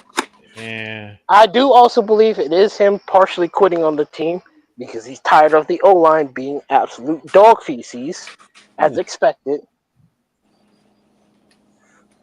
What do you expect the guy to do when he's playing with a bad O-line like that? You might as well send Cooper Rush out there. Mm-hmm. What I won't rescind though, Shador Sanders. You could have been playing this game coming up against the Texans. You could have been in this game against Kansas City, but you chose Cleveland, and now you're not even getting to play for Cleveland. Dylan Gabriel's getting the spot over you. So guess what? I don't rescind my dumbass nomination for you. You're still a dumbass. Now you may proceed, Carter. I do have a question to ask you, Jamal. Who do you hold responsible for one, the Lamar Jackson injury and this whole thing with with Baltimore altogether? EDC and John Harbaugh. Gotcha. Now, both of you need to take responsibility because you didn't build what's needed around him, and you need to figure it out sooner rather than later. Now then, Sunday Night Football was the NFL telling America, kiss your sister. 40-40. It was believe it or not, it's the 40 all. Yeah, it was the second highest tie in NFL history. The only thing that's higher was an AFL matchup between the Raiders, the then Oakland Raiders, and the then Boston Patriots at 43 all. You're welcome. My question is, where the hell was the defense? I mean, what's going on with the Packers offense? The Packers defense might be overrated. The Cowboys offense might be really good, but their defense is also dog feces. Yep. And I know Eddie Lobo was like really happy that they didn't get blown out, as he should be. But I will repeat what I said before. You also didn't win. You know who wins in this situation? The Philadelphia Eagles. Yep. Because they should be laughing at both of you. Because the Cowboys are no threat to them. To quote Homer Simpson from The Simpsons, they're both losers. Why should the Eagles take the Cowboys seriously? Even when the Cowboys had the chance to beat Philly, they couldn't do it. Nope. And it don't look like the Packers can do it, even with Micah Parsons. So I think he only got one sack. Yeah, he got a sack, which happened in overtime. Yep. So Jerry Jones, in a way, he got what he wanted, but it's also not really good because if you're an Eagles fan, you're rubbing your hands together and laughing. Yes, most definitely. And if you hold on, Jacob, and you have a team in the NFC North, you're smiling from ear to ear. Especially if you're the Detroit Lions. Yes, and or the Minnesota Vikings. I wouldn't go far from Minnesota. Well, Minnesota's still below Green Bay on the standings, so I can't even give them that credit. Yeah, although I'm pretty sure Chicago is smiling, seeing what happened, saying we can beat Dallas, but you can't. Oh yeah. I forgot they won against Dallas. Yeah. Now, Monday Night Football, we had a doubleheader in both these games. I don't know why anyone will be. Yeah, it was a doubleheader of mid. Yeah. First of Well, all, hold on, Jimmy. I have some bad news for you. The Dolphins might not be the worst team in the NFL because they've won 2 games now. Yeah. Well, they're 1-3. Unfortunately, Tyreek Hill, he's done. Yeah, he's out for the rest of the season. Oh, I thought they won one more game. Never mind. He's done. I mean, you saw that hit last night. Yeah, that was delivered to him. It's not. His leg is done. No, hold on, stop, Jamal. Both the Jets and the Dolphins were 0-3 heading into this game. I thought they won one more game. My bad. No. But to be fair, I still won't say the Dolphins are the worst team in the NFL because it's clearly the Tennessee Titans. Yeah, after they got shellacked by Houston, just wasn't pretty. But Malik, I have never heard Malik give up on his team as hard as he's done. Yep. Titans Sooner or later, we're gonna get him on this Tennessee podcast. Titans are the worst team in football. Because even the Dolphins can win a game. Even the Dolphins. Are we talking about Monday Night Football? Yes. Yeah, where the Dolphins actually won. Yep. The Dolphins won the game at the cost of Tyreek Hill's career. Well wishes to that fella. Most definitely. Well, he was smiling after that game, so he must be happy. Well, his agent came out today. He said that Tyreek Hill, this is his agent Drew Rosenhaus, said that his surgery went very well according to his doctors. It's about rehab, and he will play next season. The realistic goal is the start of the season. Wow. Good luck. Yeah, I'm actually going to listen. I know Tyreek's done his shit. We beamed him over it. I'm going to give Tyreek Hill support. If he comes back from that full fucking kudos. Depends on what team. What team is willing to deal with his? What team is willing to deal with him? Yeah. He said that I would have Tyreek in a heartbeat right now. Hold on, gentlemen. I say he said there is no nerve damage, no blood flow issues, no broken bones, and the knee cartilage is fine. That's a miracle. Yeah, that is saying something. So, what the fuck is this umpire looking at? Now, Mike McDaniel also chimed in. He said it's a challenge that it doesn't matter how difficult it is. No one outside the building really cares. You have to find a way to get yourself to continue to get better, like all teams, for you to stay in the win column. Some speech right there, Mike. Some speech. I mean, that game might have actually saved his career. And that game probably might have saved his job. No. It saved the pressure on Mike McDaniel. Listen. I've not been. Usually in the NFL, it's the GM and the coach who both go. The Dolphins could stick with Mike McDaniel. I'm not kidding you, okay? I think they'll get a few more wins this season. The person who needs to be fired in Miami is Chris Greer. I am calling for Chris Greer's head. I've been memeing Dolphins over this. You need to get rid of that man. It is time to get rid of Chris Greer. Now, Brock Purdy is hoping that his toe won't keep him out against the Rams. They should leave him out. Yeah, I don't think he's gonna. Honestly, They'll have a better chance with Matt Jones. Yeah. Honestly, after how he tried to play this week, I would not bring him out. They would have a better chance with Matt Jones. Look what happened to Joe Burrow. I'm not kidding you. Against that Rams defense, we're going to get into the games. They'd have a better chance with Matt Jones. Here's the problem for San Francisco. Listen, Christian McCaffrey staying healthy. Kudos on that. That's very handy. It's just cost you your entire receiving call because now Juwan Jennings is dealing with rib issues and an ankle issue. And Ricky Pearsall hurt it, I believe was it his elbow or his knee this past Sunday? Mm-hmm. Now then. You're losing your entire receiving core. Now then, the second game of Monday Night Football, we saw the Broncos defeat the Bengals 28-3. Not a shock here. Bengals. Not a shock there. The Bengals are completely inept defensively. Give you a hot take. 2 hot takes right now. Go ahead. Bengals should trade for a QB. Yeah. Bengals should trade for either Russell Wilson. I'm not kidding you. I know he's on the market. You may as well put him in Cincinnati. That will make sense. He's rumored. No. I haven't heard anything about that. I have a nasty one. They're not going to like it. Go ahead, Jamal. I have a QB in mind who the Bengals should trade for. So one's Russell Wilson, maybe, and what was Jamal's decision? Go on, Jamal. He also, and then I'll go with my second name. Go on. This is one I said as a joke, but it actually could happen. Kirk Cousins. I don't know.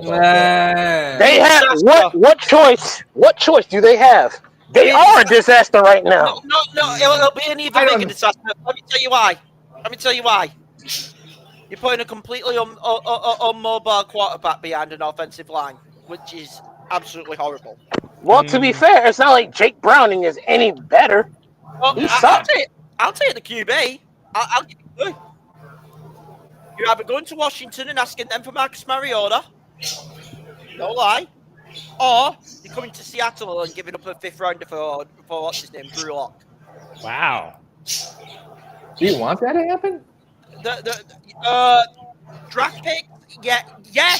I'll tell you why. We still got Jalen Milroe on the roster. Yeah, they do have Jalen Milroe, so I can. Yeah, he's a good backup. I would take. Listen, Jalen Milroe is learning under Sam Darnold now, and that's really good. What I am saying is, right now, I would take a 5th round pick for Drew Lock. I don't know you're for it. I mean, that's not a bad idea, actually. Agree. Really it sounds fair. Can Drew Lock deal with that offensive line being absolute dog shit? That's a tough question when it comes to Bengals offensive linemen. Drew Lock can move. Yeah, let me just bring this up because that Bengals offensive line quarterback might as well just go ahead and put in his retirement papers if he has to get behind that line. Here's the unfortunate truth. For as bad as the Ravens O-line is, and they may arguably just be as bad as the Bengals, the biggest advantage the Ravens have over the Bengals is that Lamar is significantly more mobile than Joe Burrow. Significantly. Yeah, well, with Lamar's injury, and I presume we've already had the injury demon up, haven't we? Ready. We have not. Put it up because we need to talk about these injuries. Hit it. Oh, this game really going to end in a tie? All that build-up just... They follow you around? I'm always on call. Oh, hey, Lamar. Hi, Joe. Wait, so you're here, and I'm here, and Predator's here. Has anyone warned Aaron Rodgers? Lamar, do you want to go hang out with Marlon, Roquan, Ronnie, and Nate? They're at the jukebox trying to pick a song. I'm possibly out for a couple of weeks.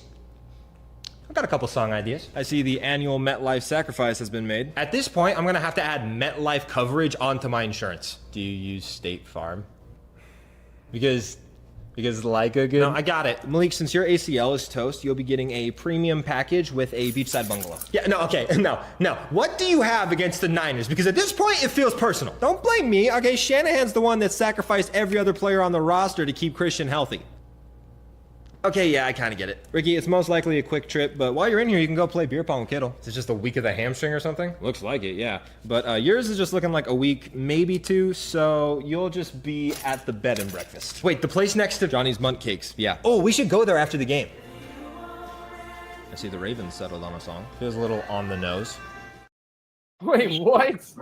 What song was that? I was about to say. The hell if I know. Now then, time for us to pay a quick trip to the Contenders Club. Oh, nice to be back. Does Kansas City know that you got the Ravens spot instead of them? I'm gonna go with yes. Listen, I'm not gonna question the owners, but I will say that losing to the Giants is a pretty understandable reason to be kicked out. Yeah, I thought the same thing about our loss to the Browns, but here we are. Quick question. What's a loss? Yeah, I'm also curious. Happy to see Philly hasn't changed a bit. Are they always this obnoxious? Philly, yes. Buffalo, not as much. Hey, Philly, are you thinking what I'm thinking? We stay undefeated until we play each other in Week 17? Hell yeah! When did this happen? Detroit, what the hell happened in Week 1? You've looked unstoppable ever since. If I have to be honest, other team just got lucky, I guess. Oh, come on, just give me some credit. Over my cold, dead body. After your injury luck last season, I'd be careful with your words. How do you guys think the Ravens are taking being sent to the disappointment dungeon? I can't see anything. Ow! Sorry, Baltimore, I didn't see you there. Oh, hey, Dallas. It's okay. I'm gonna go with not thrilled. Let's try this again. So yeah, you remember when this happened? Wait, this is something else. Yeah, these are the packages that I was expecting to be getting, and I literally have to blur part of it because it gives away. But I'm still gonna open this box.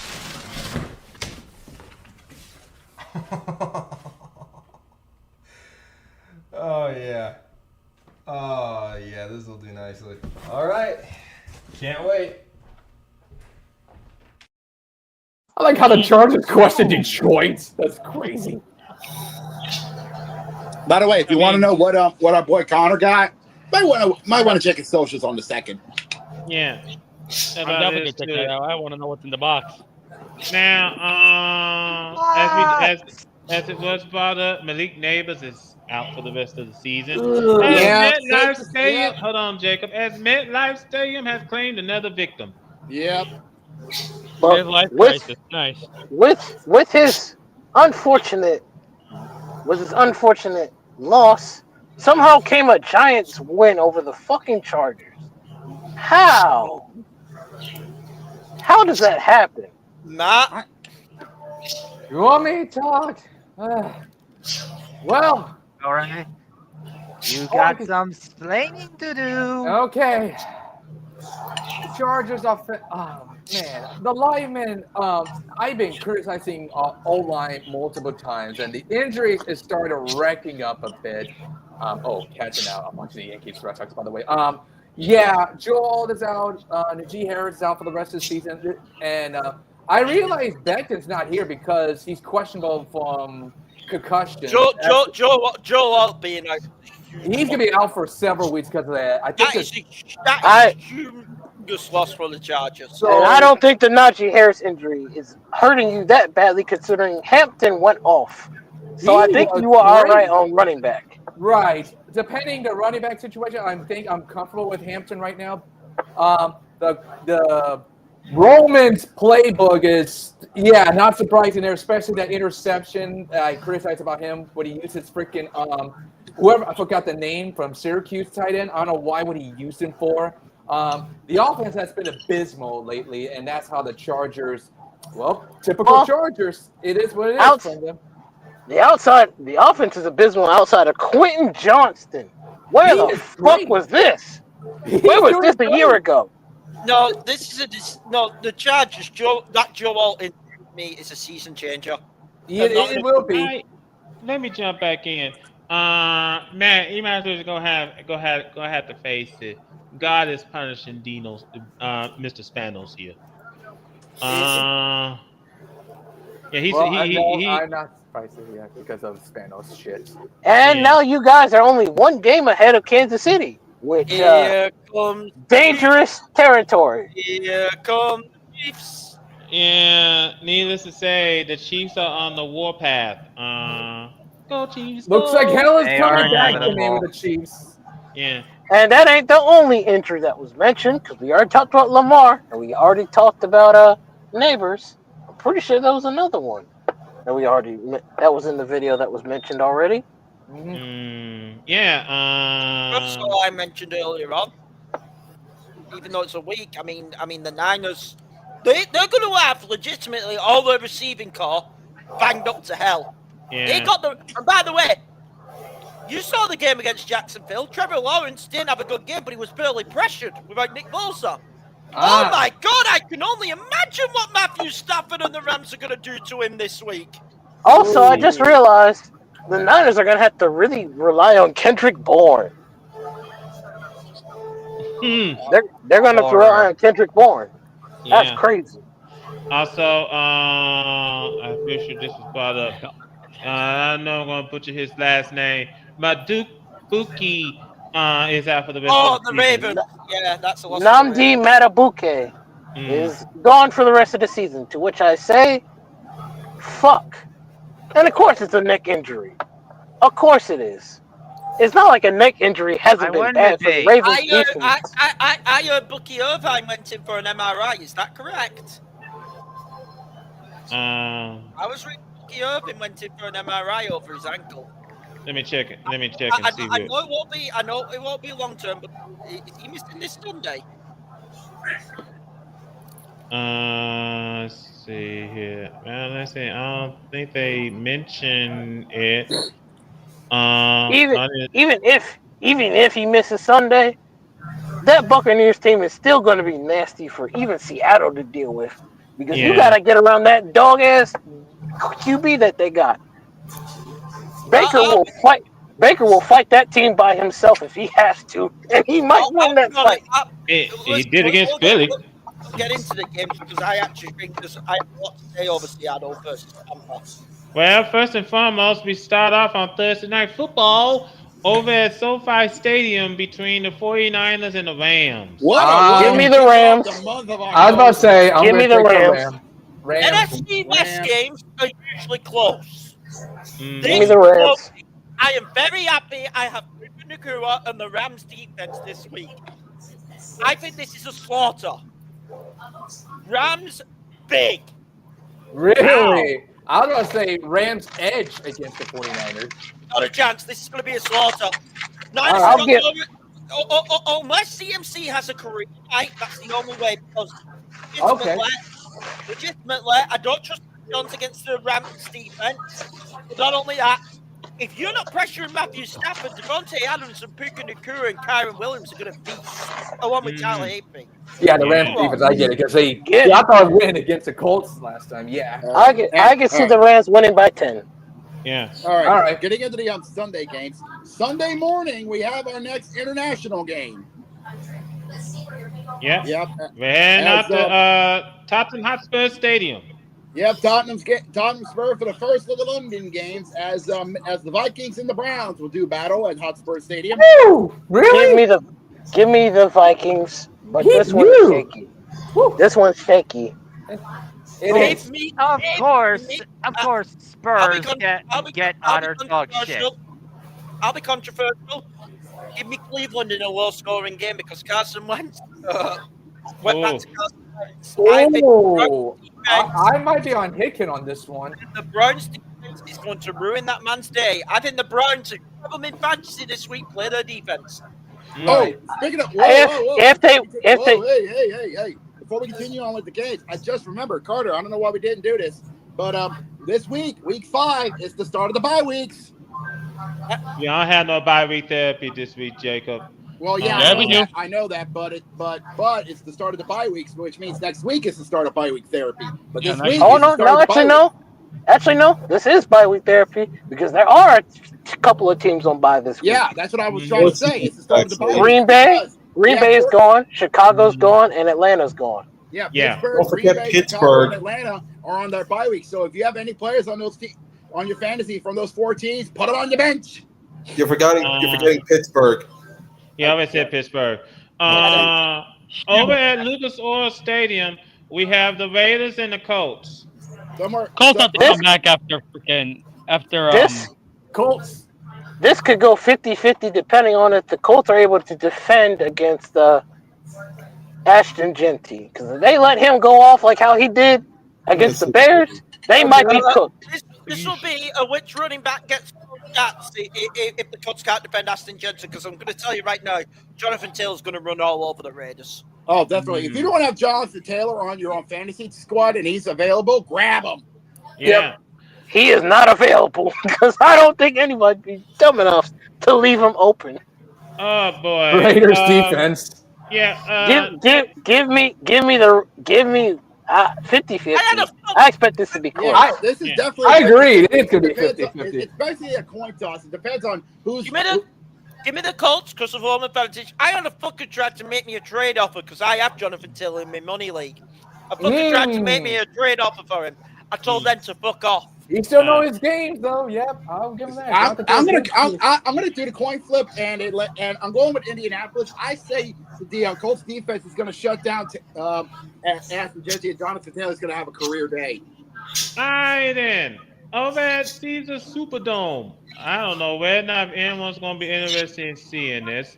We got the Giants and the Saints. Is it too early to call this a tank bowl?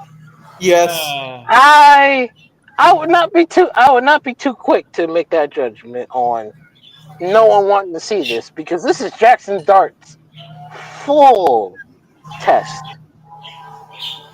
Can he handle this team without Malik Neighbors? This will tell the Giants.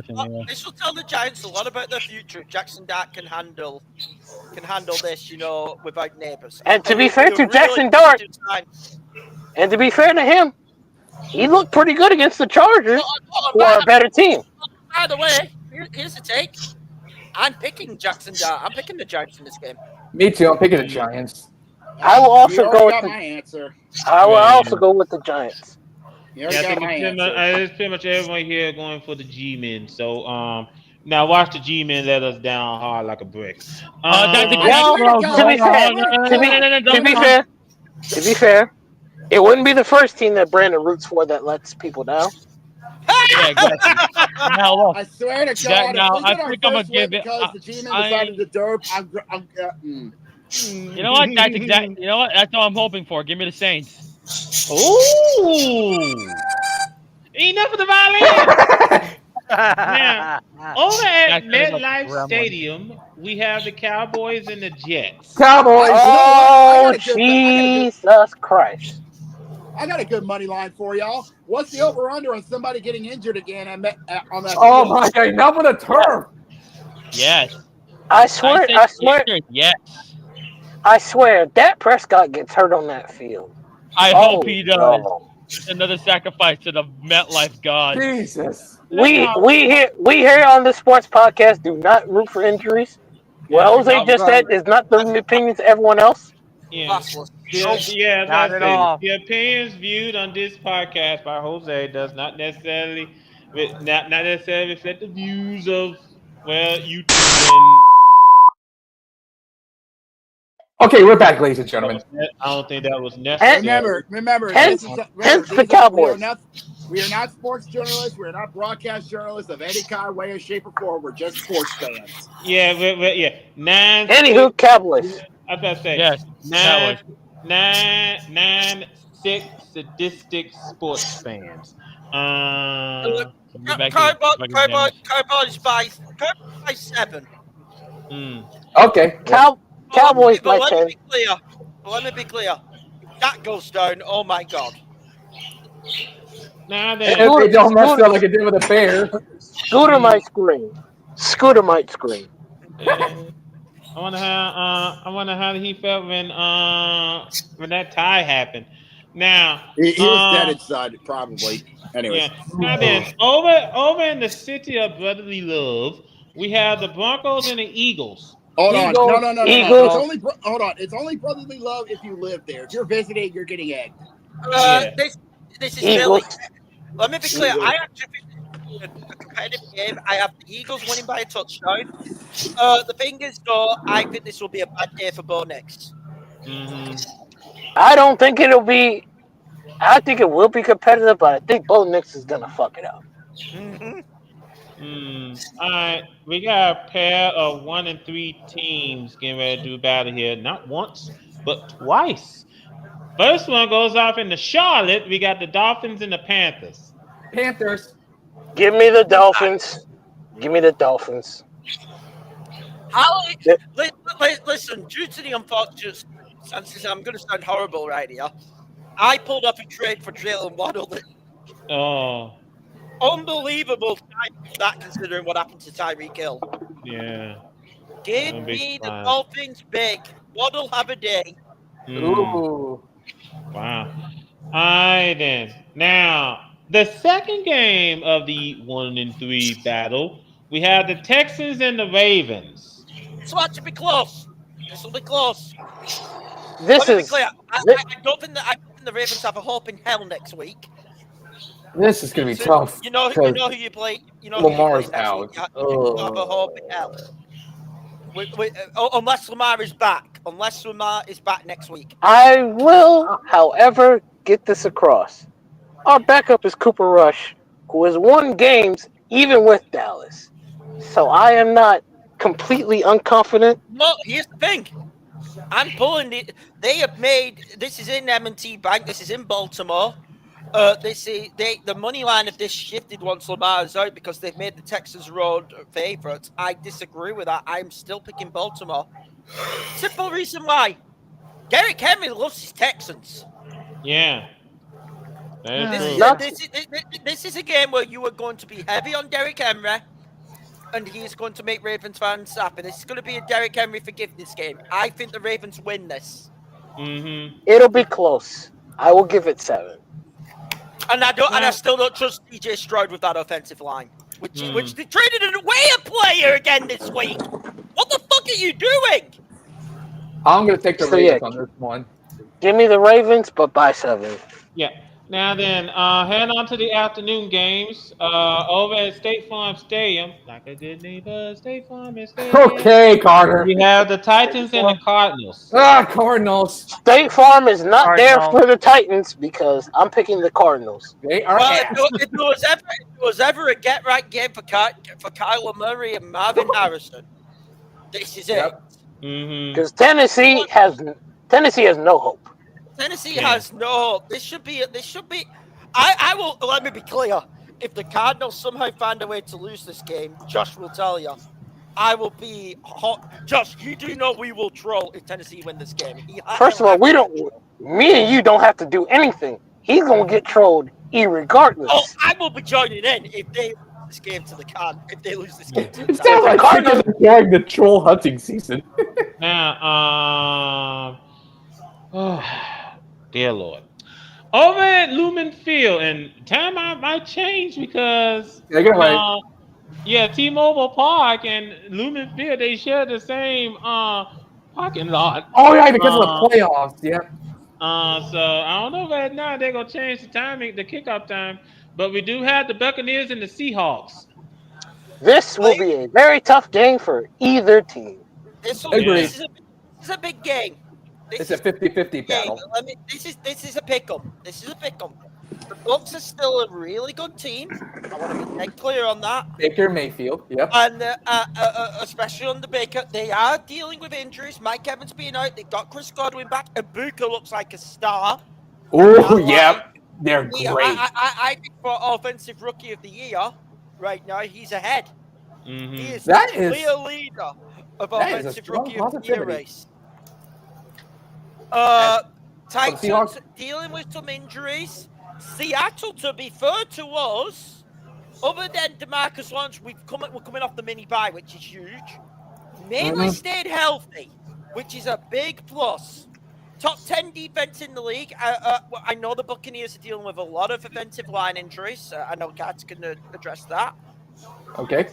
But I think, honestly, this is if Seattle want to prove to me they are a contender, you have to win this game. I'm going for Tampa. No, I don't blame you for going for your team. I'm going for my team. I'm going Seattle will win this game. This game is tough. Yeah. This game is tough because Baker will fight. He will fight until there's no end. Yeah. And I think that should scare Seattle because that's the last kind of QB you want to play against. A QB that's going to fight you to the end of time. Yeah. I'm going for Seattle. He said Tampa Bay. Yeah, I'm going for Tampa because Baker Mayfield put up a hell of a fight against Philly last week. And we put up a fight against Philadelphia. that tells me that we're more than capable of putting up a fight against Seattle. We know Seattle's weakness is their offensive line. It's gotten better, to their Yeah, credit. it has gotten better. I ain't gonna take that away from them. It has gotten better. If Tampa just attacks the offensive line and messes up Sam Donald, Tampa's shit. gonna win this game. Red Sox I took the think- lead. Yeah. Oh fuck.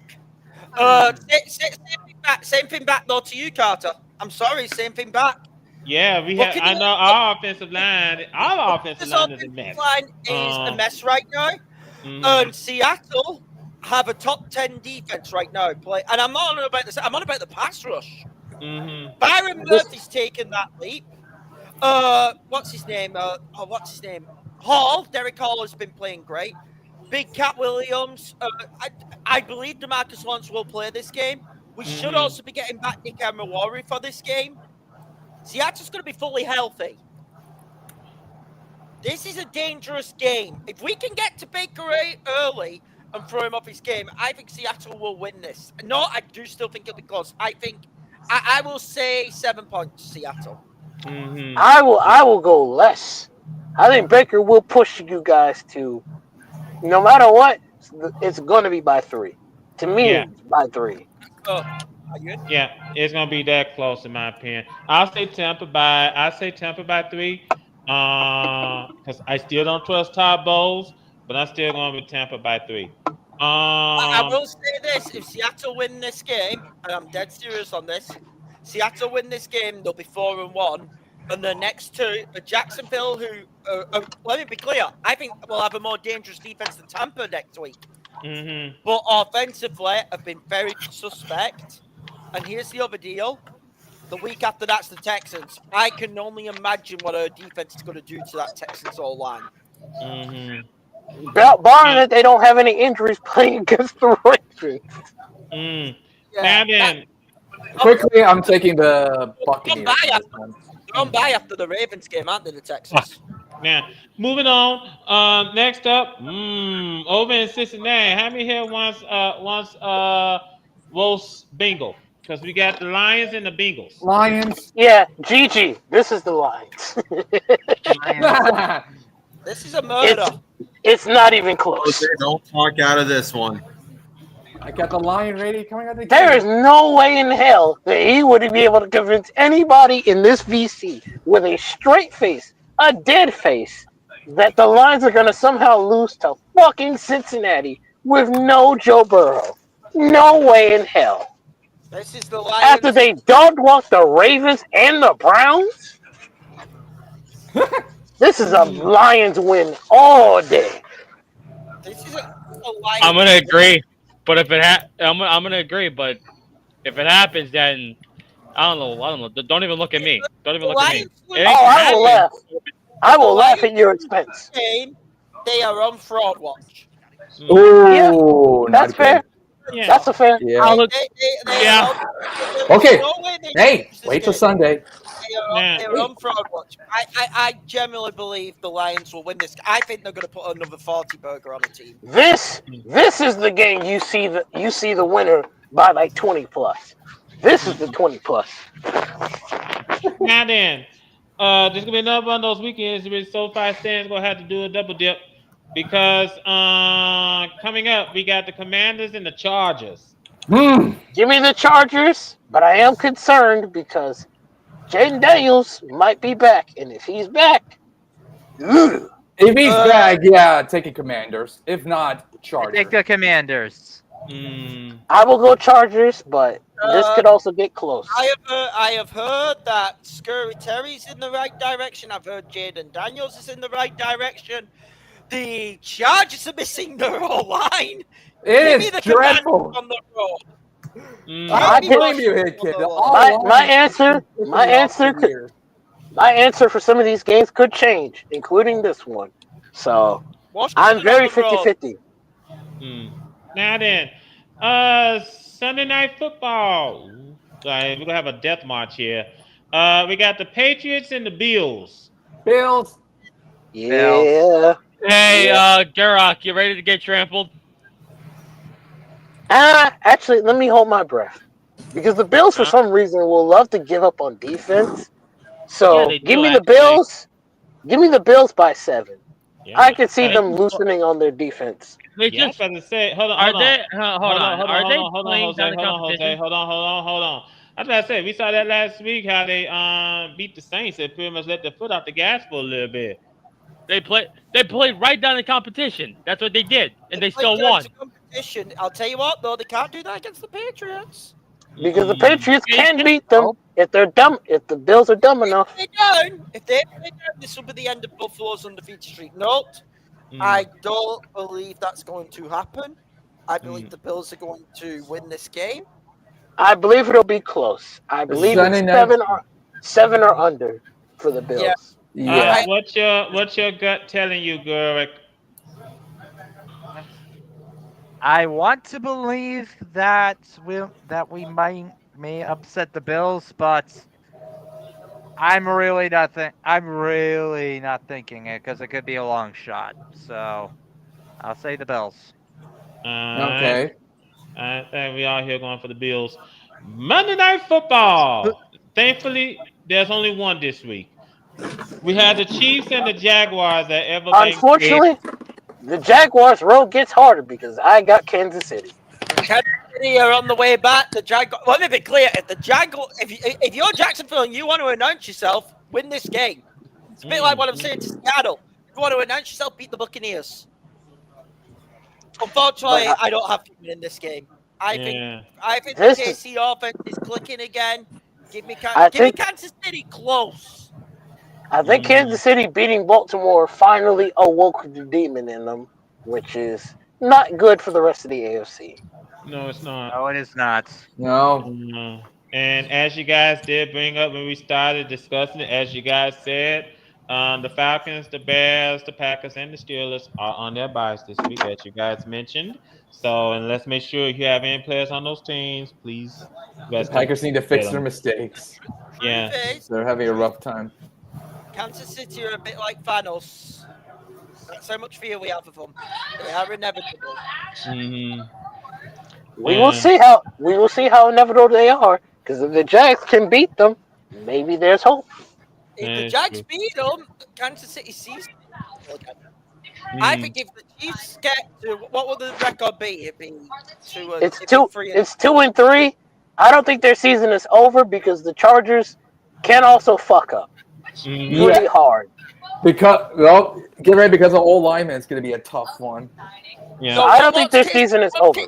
KC's record right now, what is it? Is it? They're 2-2. 2-2, yeah, and we're 3-1. Yeah, I think they'll go to 3-2 this week. All right. Yep. All right, then, ladies and gentlemen, on that note, we're going to go ahead and get ready to close up shop here. But before we do, we have to let out our cat. What did we learn on the show tonight?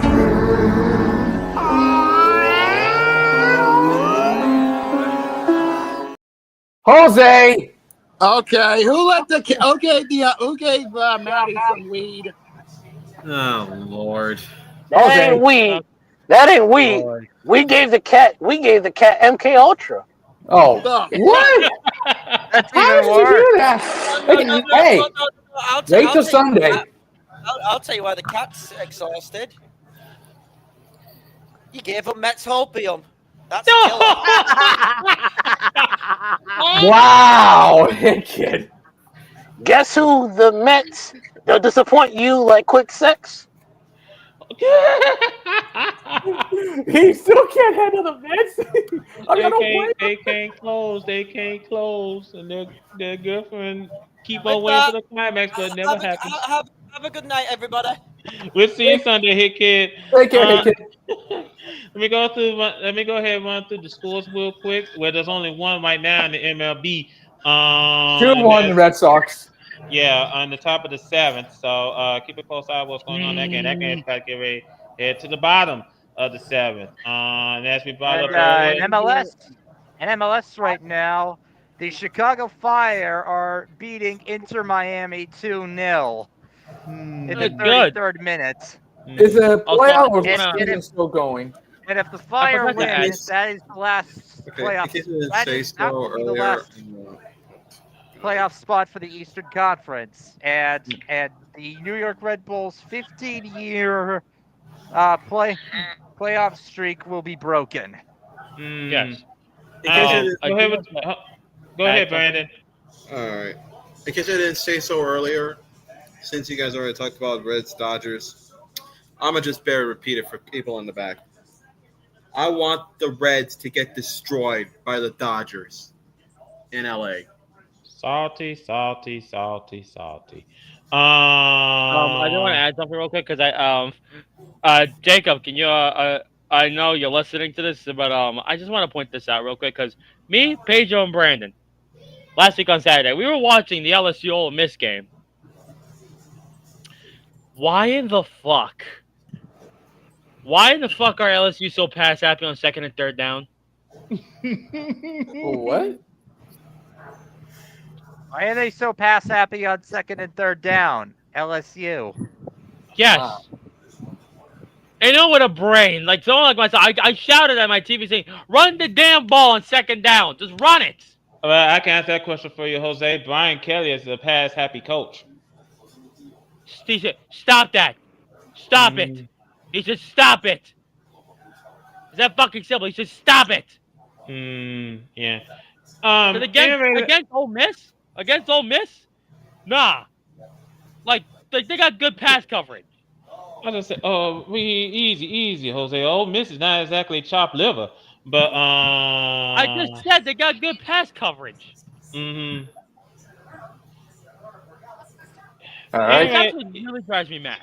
That's really just any football team that are pass happy, like the Giants, right? I mean, hell, even Brandon knows with Russell Wilson, like what the fuck he's gonna expect with so much passing. Just come on. There's more to passing. You got to run the damn thing from time to time. Anyway, ladies and gentlemen, we thank you so much for taking Not time out your stop that.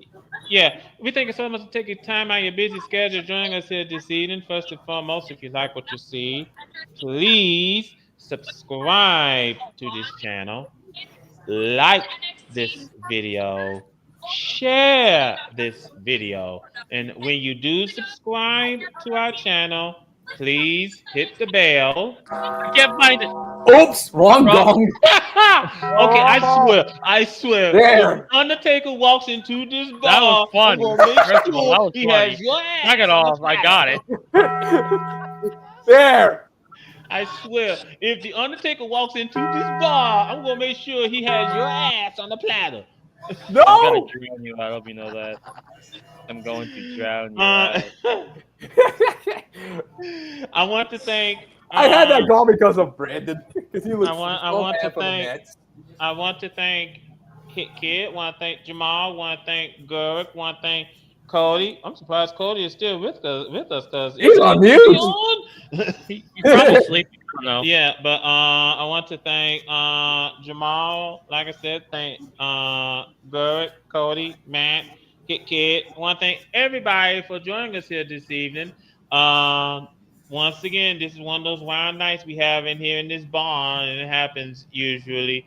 Oh, and Ray, you can rest assured, Ray, one of these days, in this bar, I'm gonna come in here with a flamethrower and I'm gonna burn this place down.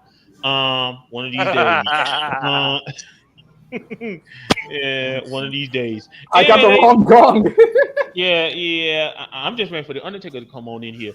No, that's right. No, hold on a second. We live right. Hold on a second. No, the bar is built right next to the church, to a church. So that's probably the bell tower. Whoa. Yeah, never mind. Anyway, ladies and gentlemen, we thank you so much for joining us here this evening. You around, Jacob? Yeah, I'm here. Oh, I was about to say. I thought for a moment that you dozed off for a sec. Anyway, ladies and gentlemen. No, I'm here. All right, then, ladies and gentlemen, thank you so much for joining us here. We'll see you Sunday for happy hour. Go ahead and take us home, Jacob. Will do. Anyways, yeah, safe to say this edition of the podcast has been a very fruitful one, to say the least. But it's safe to say this month was very interesting, to say the least. So, and if you thought this year's been kooky enough, wait till you see what's coming up next in the month of October. So it's going to be a very fun month, to say the least. And if you like what you saw from this episode, all throughout the month of September, then please do us all a favor, subscribe to the VWU Sports Podcast channel. And if you did like from episode 194, then please like the video and share it across all social media outlets. That being, of course, Facebook, Twitter, and Blue Sky. We don't judge Instagram and TikTok for two reasons. One, Instagram is too toxic even for us, and TikTok is TikTok. And if you want to be notified when we go live on the airways, which is not only every Tuesday, but every Sunday night, which is 6 Eastern, 3 Pacific, on our YouTube channel, then please do us all a favor and hit the bell. There you go. And you'll be notified when we go live on the airways. So trust me when I say this, the month of October is about to kick off, and it's going to be a hot one to say the least, with the NBA and NHL is about to kick off. And of course, the MLB is about to finish off their season with the playoffs just getting started. And of course, college football and the NFL is getting into their stride. It's going to be one hell of a way to get ready to kick off the final leg of the season, or should I say the year of our Lord, 2025. So for my good friends, Gurok, Matt, Cody, Hit Kid, and Jamal, for my executive producer, Jose Blanco, and for my good friends, Brandon and Carter, this is JB. We are signing off. We will see you guys in the month of October for Sunday, for Happy Hour 16, and next Tuesday for the first edition of VWU Sports Podcast in October, and for episode 195. So until then, y'all stay safe. We'll see you guys in October. And until then, have yourselves a good night, everybody.